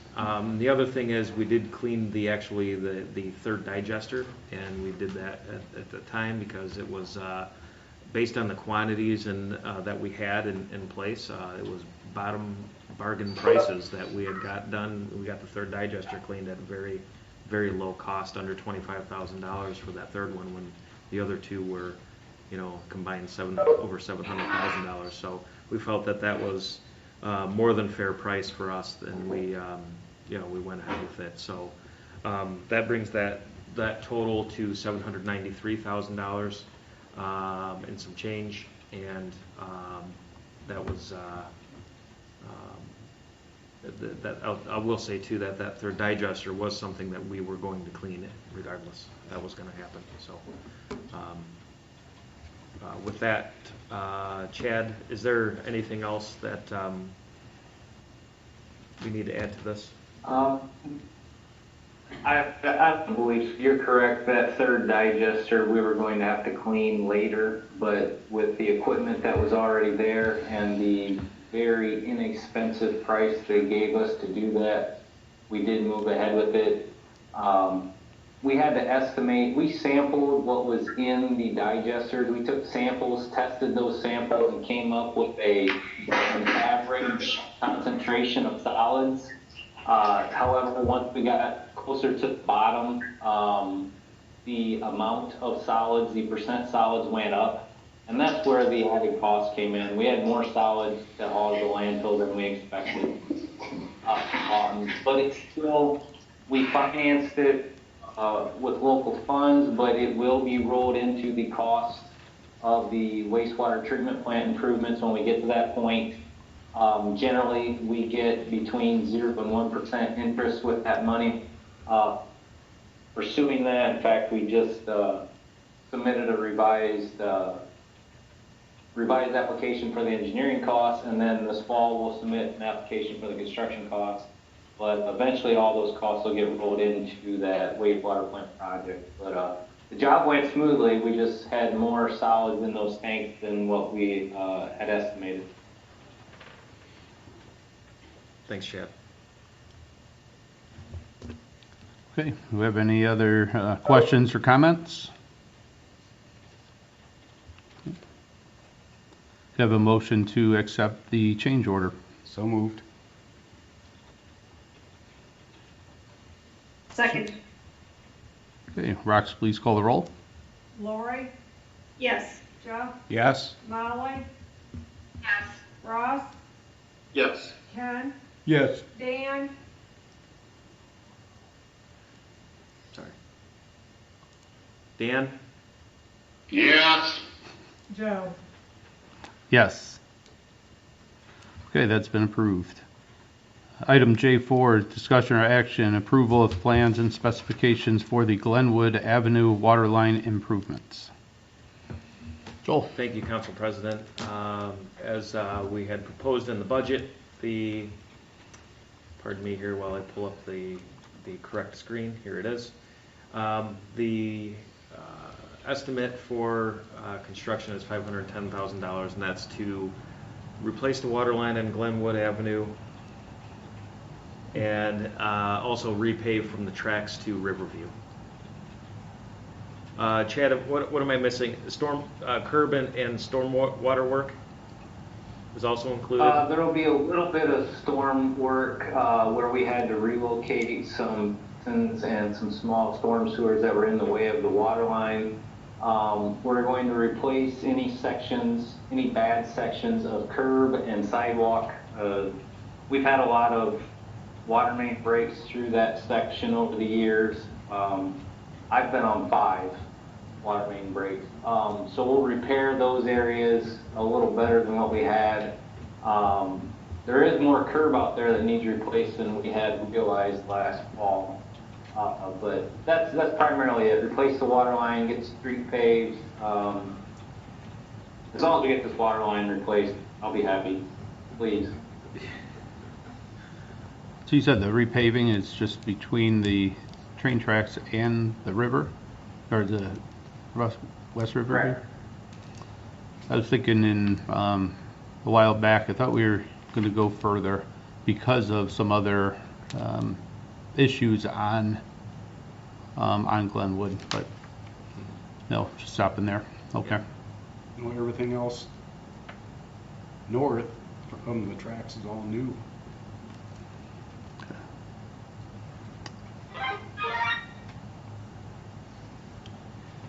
the original project cost for this right now, what we have budgeted, Chad was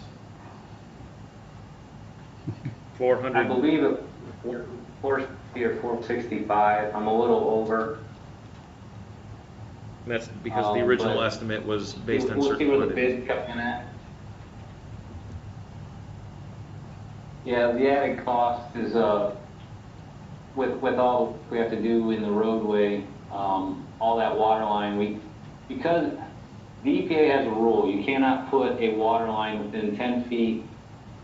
The rule used to be within 10 feet of a sanitary sewer. EPA recently revised their rule because the rule says within 10 feet of a sewer. So now they interpret it as sanitary or storm sewer. So we can't locate as much of the water line in the street as we had hoped to because of where the existing sewers are located. I'm sorry, we can't locate as much of the water line outside of the street as we had hoped to. So since we have to put more in the street, it costs more to backfill with stone than it does with dirt. So the costs are up, but until we get bids, I don't really know exactly where we'll come in at. Okay, thank you, Chad. Any other questions or comments? Could I have a motion to approve these plans? So moved. Second. Okay, Rox, please call the roll. Lori, Yes. Joe, Yes. Molly, Yes. Ross, Yes. Ken, Yes. Dan, Yes. Joe. Yes. Okay, those plans have been approved. Item J5, discussion or action on supplementals issued under $25,000. Kelly? Thank you. We just have two to share with council. This was power that council gave us per ordinance 9219 in January. The first one is the capital improvement fund. The court received an additional payment for the remote technology grant for the COVID-19 in the amount of $2,477.57. And then the second one is for the sanitation fund. It's to supplement $2,000 at this point because we moved money for the concrete crushing, and then we'll replace the rest of it during the second quarter on the normal adjustment. Okay, so you don't need approval for this, you're just letting us know what you were doing with these supplementals? Correct. When I asked for the legislation in 19 and then in 20, you wanted to see a couple of them, so we can keep putting them on under the good of the city, or we can just add them to your pack as they happen. This is only the second one that we had to do since then, so it's whatever the council wants. I like having on the good of the city. Gives us something, that way if we have a question or something, we can talk about it then. Okay, will do. All right. Thank you. Thank you. Okay, moving on to item J6, discussion or action, special council meeting / public forum. Joel? Thank you. This was something we had on the agenda as the COVID-19 issue developed. This had to do with the staffing levels at the police and fire departments. And the plan was to have a public forum on how to have the discussion about staffing levels. Then the COVID-19 issue came about. We postponed that public forum date and also put it on the council agenda. I believe it was the first meeting in May, since things were, the first meeting of April. And then it got postponed again for the discussion, first meeting in May, and then now on to first meeting in June. So we're, seems like we keep kicking the can, but I'm not sure how everybody feels about having the discussion about this right now, but if public participation is what you're seeking on this, then I think it's going to be hard to have that as of right now. I mean, we've all have evolved to the Zoom and WebEx meetings pretty well and adapted pretty well, but I still think we'd miss out on, that's, my opinion, I think we'd be missing out on some of the discussions that we normally have if people were all out. Although it also could bring in more people if we were to do an electronic meeting as well, so. I agree. I know this is something that Dan Bear brought up. If you're on there, I'd like to hear your thoughts on this. Want to just postpone it for another month, put it on the council agenda a month from now, or what are your thoughts?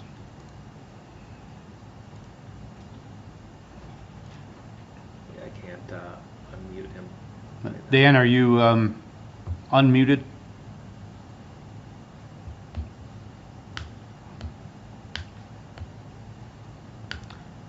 Okay, anyone else have any thoughts on this? You can't unmute him, Joel? No, I can't. It's not letting me. I was able to do it before, but right now it's just. Well, I know he was very adamant about the public participation. I think I agree with that too. Although in the few months I've not heard anything from anyone. Maybe one person has talked to me about it. I don't know if anyone else has heard any discussion of it. Not a thing. I haven't heard anything because we keep talking about we're going to do it at a different time. So, that's.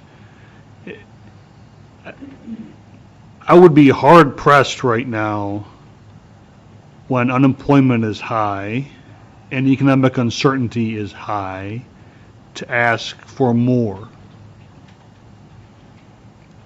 So, I don't know if it's going to be different July 1st than it is June 1st. So either we push it back 3 months or we just remove it and bring it up at a different time.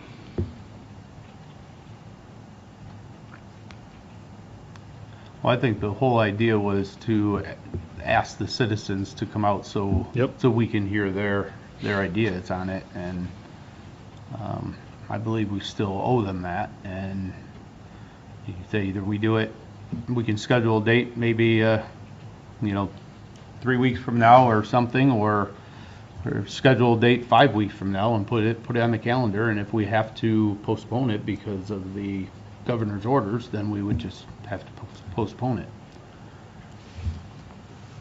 I'd rather have it for sure that we can have it rather than put it out there and then postpone it again. What do you think, Jeff? See you thinking over there. Yeah, I'm thinking when the governor says that we can have events like this, then we do it. Right.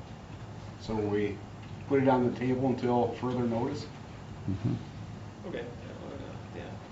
Yeah, that's a good. That way we can track it, and then when the time comes, I'll let you know, and then you can assign it to the agenda if you want to, when things can open back up and we can move a little more freely. So right. I'll make the motion that we table it until further notice, or when the governor says that we can.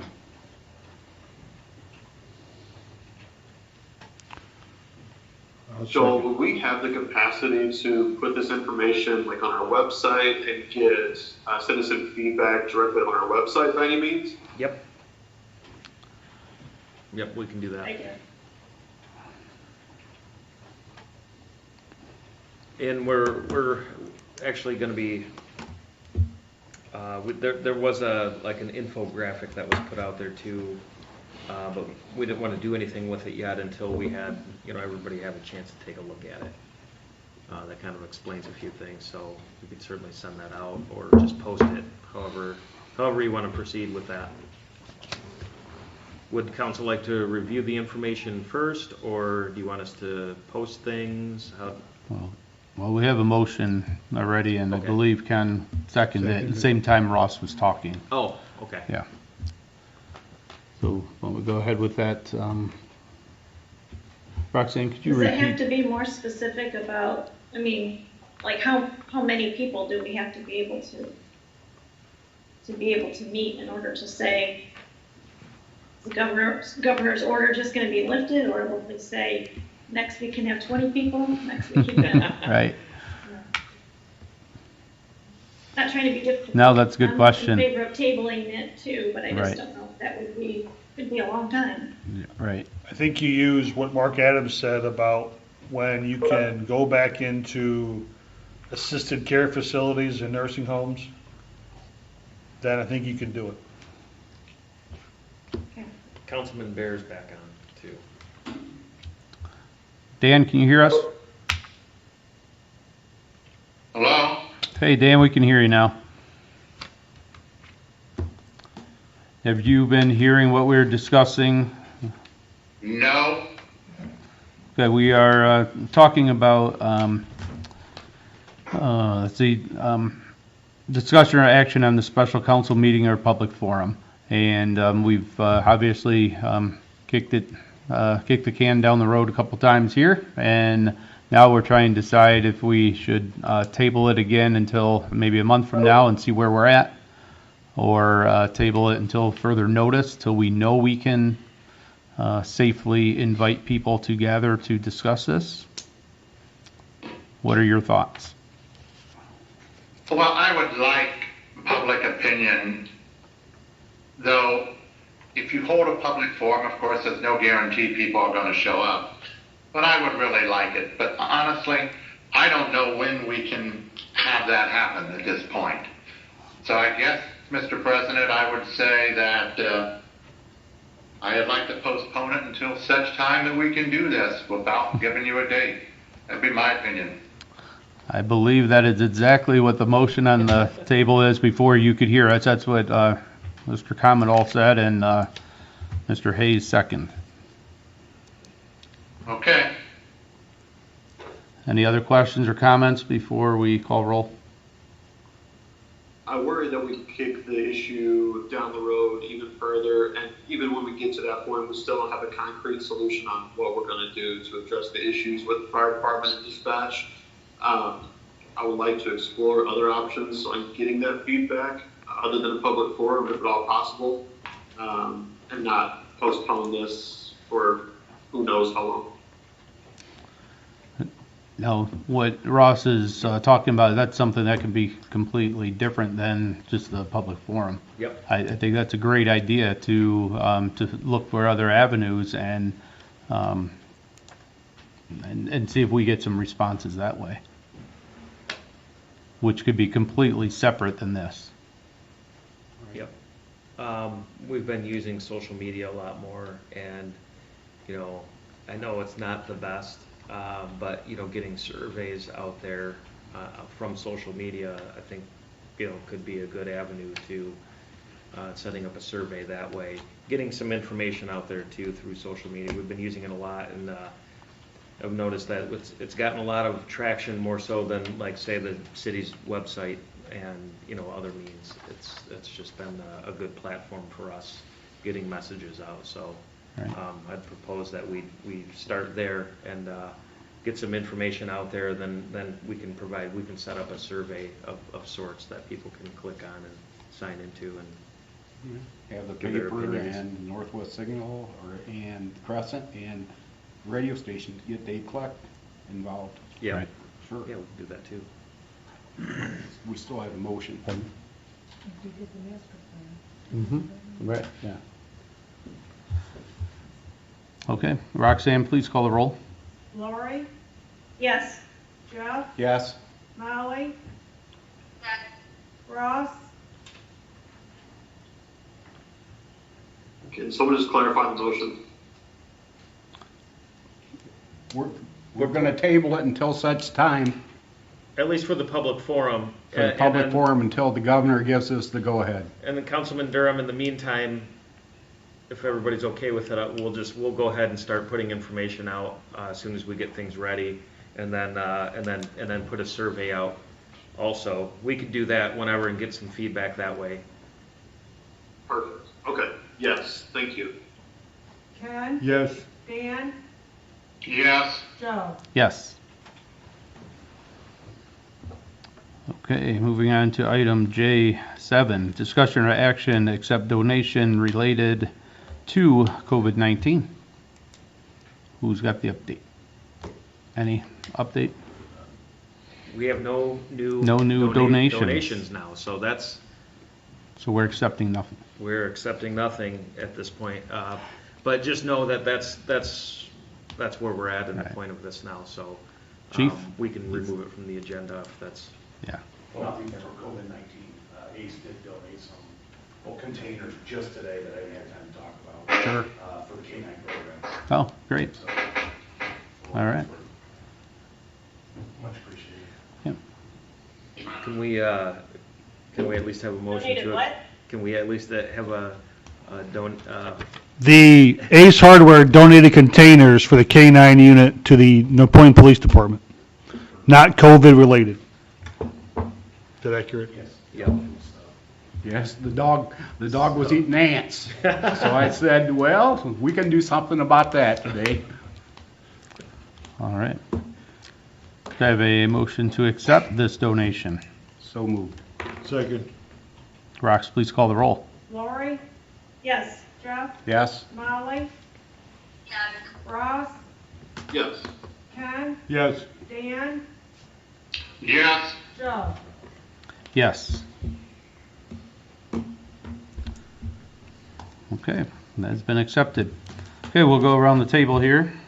And Kelly, you ready? Yes, thank you. We're on track for switching everything to one bank with F&M by June 15th. And then Joel, I don't know if you had that document to show the utilities for May and June that I gave you, that you can put up on the screen. Oh, no, I didn't have that. I don't have that with me. Okay, I can send it out to you, council, tomorrow morning.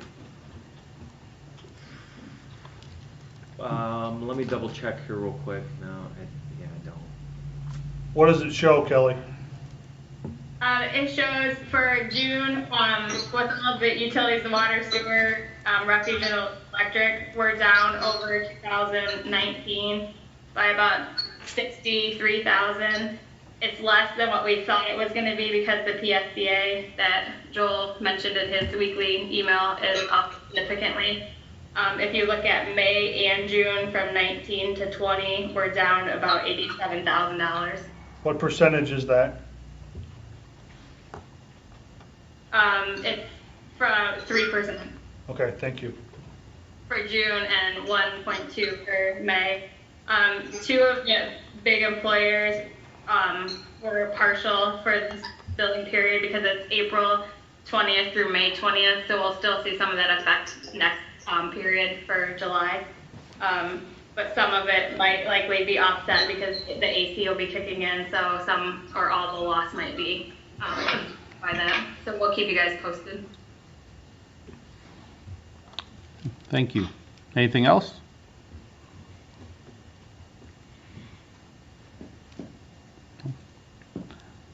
We'll call on Billy next. Billy, you with us? Yeah, I can hear me all right. Yes. Yeah, nothing from me, thank you. All right. Joel? All right. Thank you, Council President. Just to dovetail a little bit off what Kelly was talking about, at the water plant, since everything has been rebuilt there, we have really solid numbers on production. And what we're seeing is that this year so far, and we can track this daily. What we're seeing so far is that our production in water is up compared to the previous 2 years. Now, what's being built out isn't as much on the water side, but I think that, and I mentioned this before, I think that's due to us waiving penalties at this point. So we're going to resume. We're resuming shutoffs starting for electric starting on Wednesday, this coming Wednesday. And then next month, we're planning to move forward with applying penalties to the late fees starting in July. So just keep that in mind, but at least it's looking more, we're more optimistic, I think, now on the water and sewer side than we were before. It was still showing better than what the electric side was showing, but now it's showing a lot better as we've moved through 2 billing cycles. And that's really good news. I hear from other communities where their water and sewer side, not only is their electric down more than what ours is down, their water and sewer is actually worse. It's gone the other direction. So that's really good news for us. Just wanted to point those couple things out. Great. Thanks. Thank you. Mr. Mayor. Small laundry list today, so bear with. Thank you. Principal from St. Paul contacted me today about reinstalling the basketball equipment there. We took the hoops down. We took the hoops down at Glenwood. Can our crew go back and then reinstall those hoops? Yes. Okay.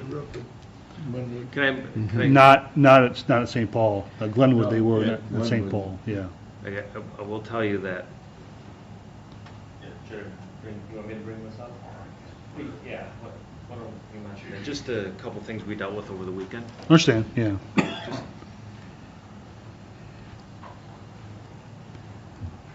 Try and talk loud. Just so the council's aware, they did go up over the weekend, or late last week. Yeah. Glenwood. We're seeing significant crowds there through the weekend, so that's the challenge that we're trying to balance. Right.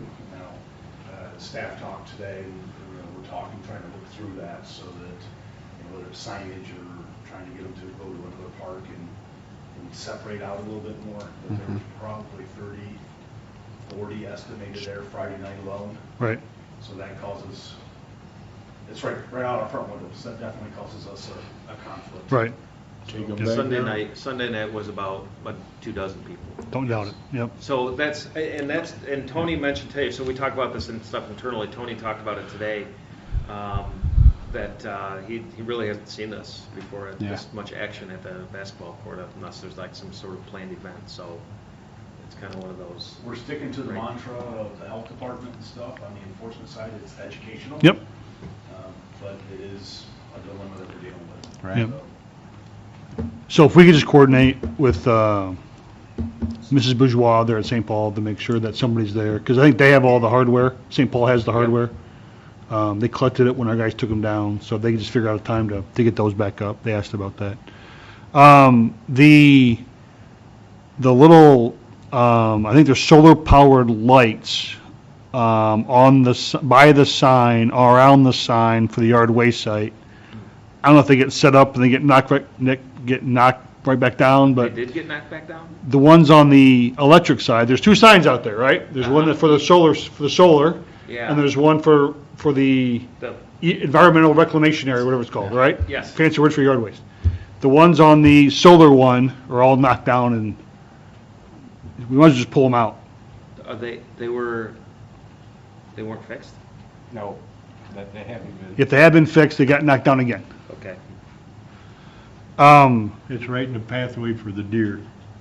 You know, and again, I don't know. Is it really? Yes. Yes. Yeah, and I don't know if we're setting them up. If that's what's happening, then just pull them out. Okay. Because they're, yeah.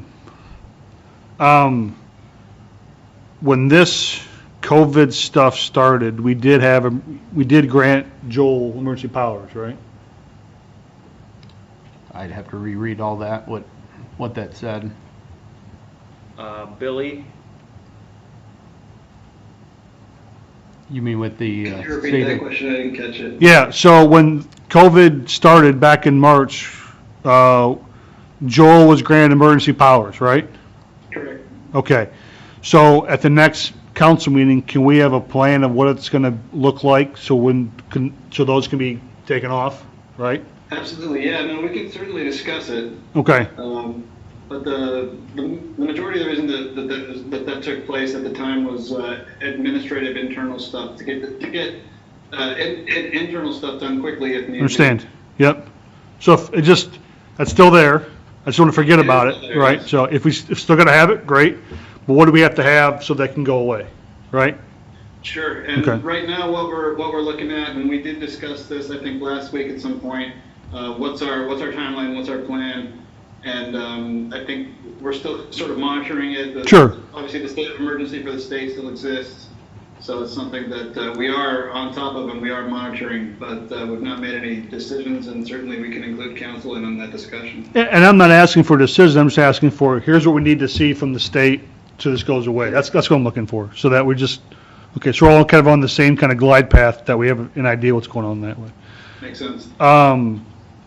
Can we get a plan so that we all can be in the room together during council meetings? We're allowed Can we now. do that? We can do that. We can do that now? And if we adhere to the, distancing requirements, it's, planned and organized, and we can, Have all that area back there. We got area back there, we got area back there, we got, Area back here, Okay. there's plenty of spaces that we can utilize to get everybody back in. Okay. Have it be orderly. Kelly, is there gonna be a finance and budget meeting here in June? Yes, but I'm gonna ask that it be a couple minutes before the June 15th meeting, because then we'll have to have, the second quarter on for the July 6th meeting to be able to pass it under suspension so that I can close the month. So if we have it on the normal Monday, that fourth Monday, unless the Finance and Budget Committee can direct council to have Billy draft the legislation, we wouldn't be able to do it on that day. We We can- would have to do it on July 15th. We could do a special one on the 15th, and then still, if the one's needed on the 4th Monday of the month, we can still have that one. Yeah, I just know that, I guess the question, I don't wanna have a special finance and budget meeting for the 2021 budget. Right. But at some point, and I know it's June the 1st, I understand that. I understand we're still halfway through, and there's a lot of unknowns for 2021. But there's also a lot of knowns for 2021, and let's start talking about those now. We think payroll is going to be about this. We know our debt service has to be this. You know what I mean? Can we start having those conversations now versus having them all at the budget hearing in November? Is that possible to have that? We can start looking at that. I Okay. know by July 15th, we'll have some good numbers for what this year will look like for the income tax. And then by September, we'll have numbers for what 2021 will look like for the income tax, which will drive the budget. So can we do it But can we do a preliminary? we know what it is right now, so unless we go to debt for something else, so we can go over those numbers. Let's do it then at the end of July then. We'll do the fourth Monday in July then, for that item. I know finance and budget may have something else, but, just to start to look at it. Is it all right? Can we do that? Sure. Okay. Yes.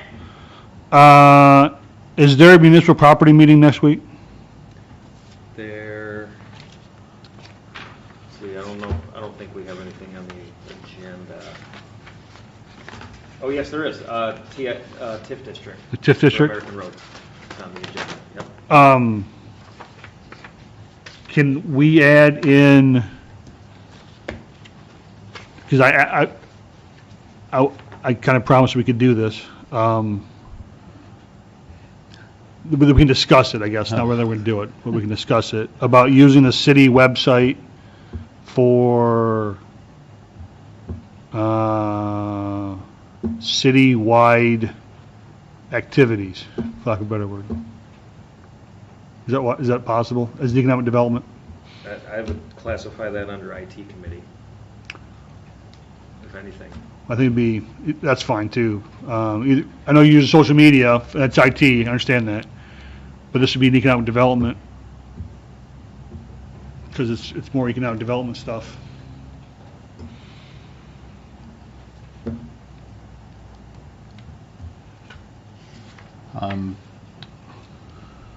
Are you saying to promote business on our website? That would be by economic development? That's what it'd be, yeah.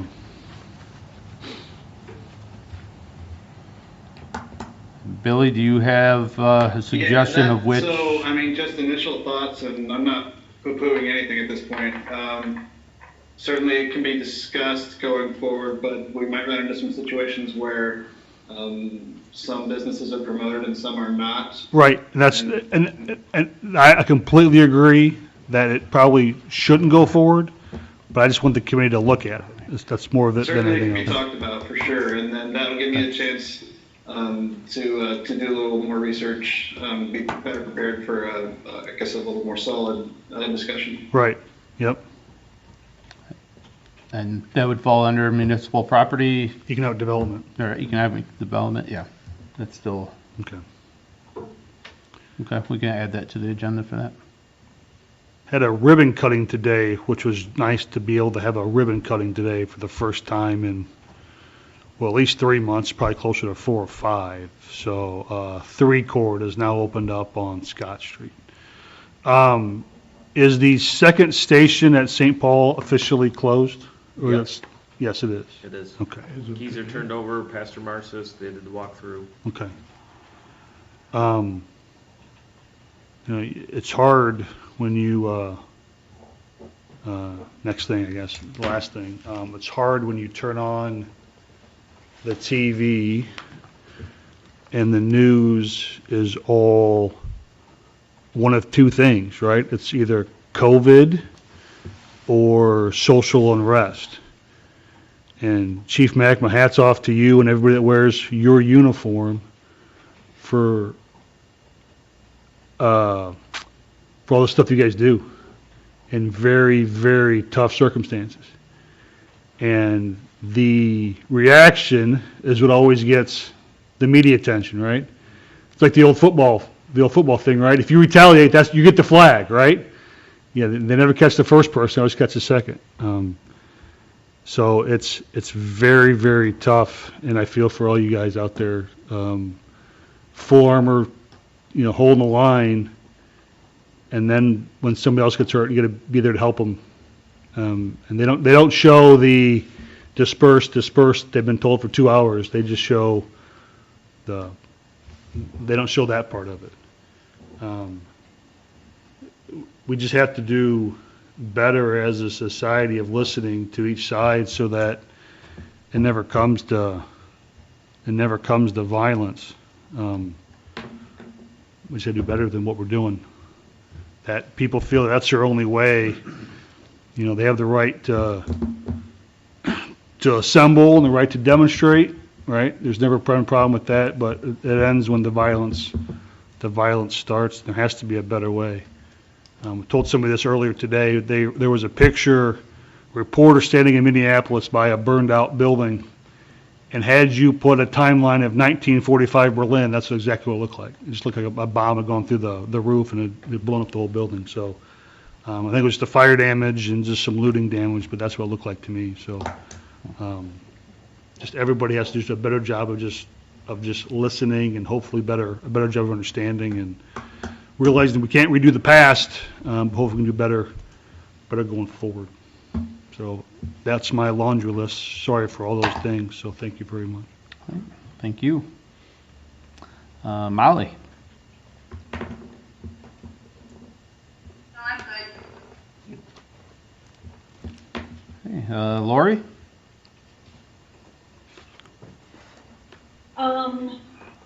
Just noticed that the flower pots were starting to go downtown, even though there aren't flowers in them yet.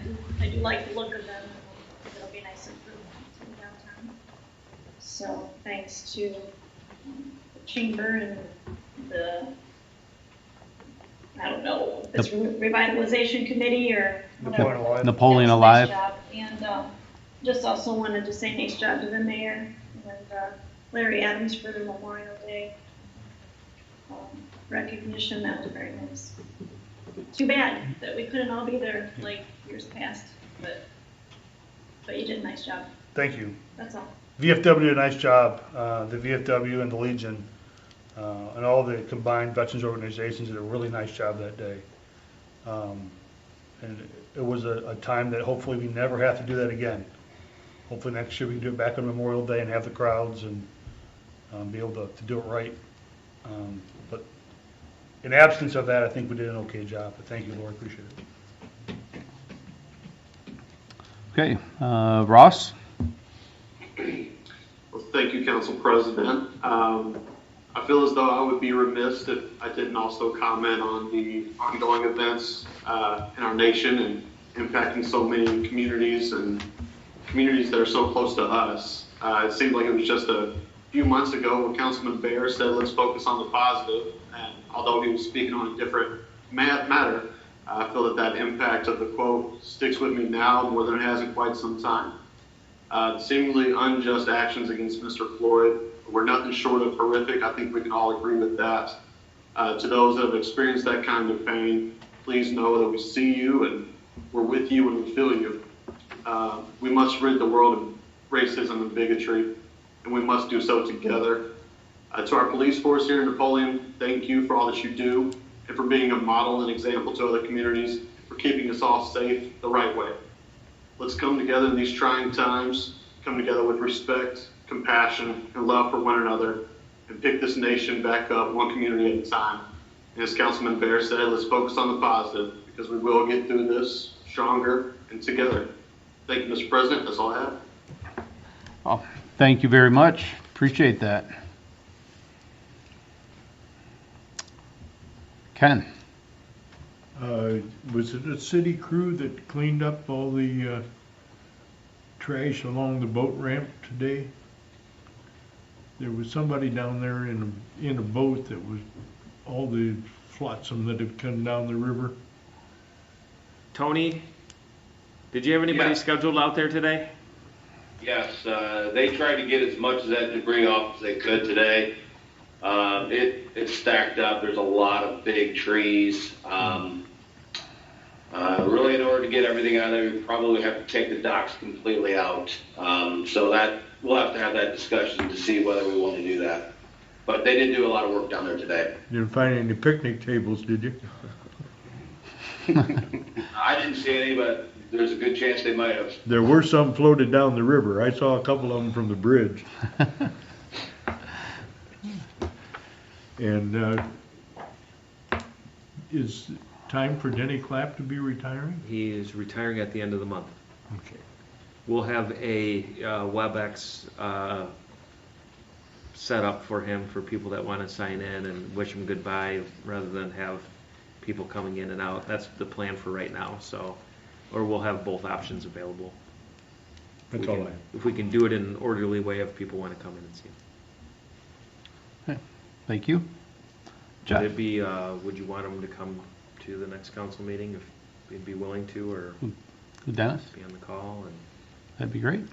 because it would be his last council meeting. Yeah, that'd be great if he wants to join us. Love to have him.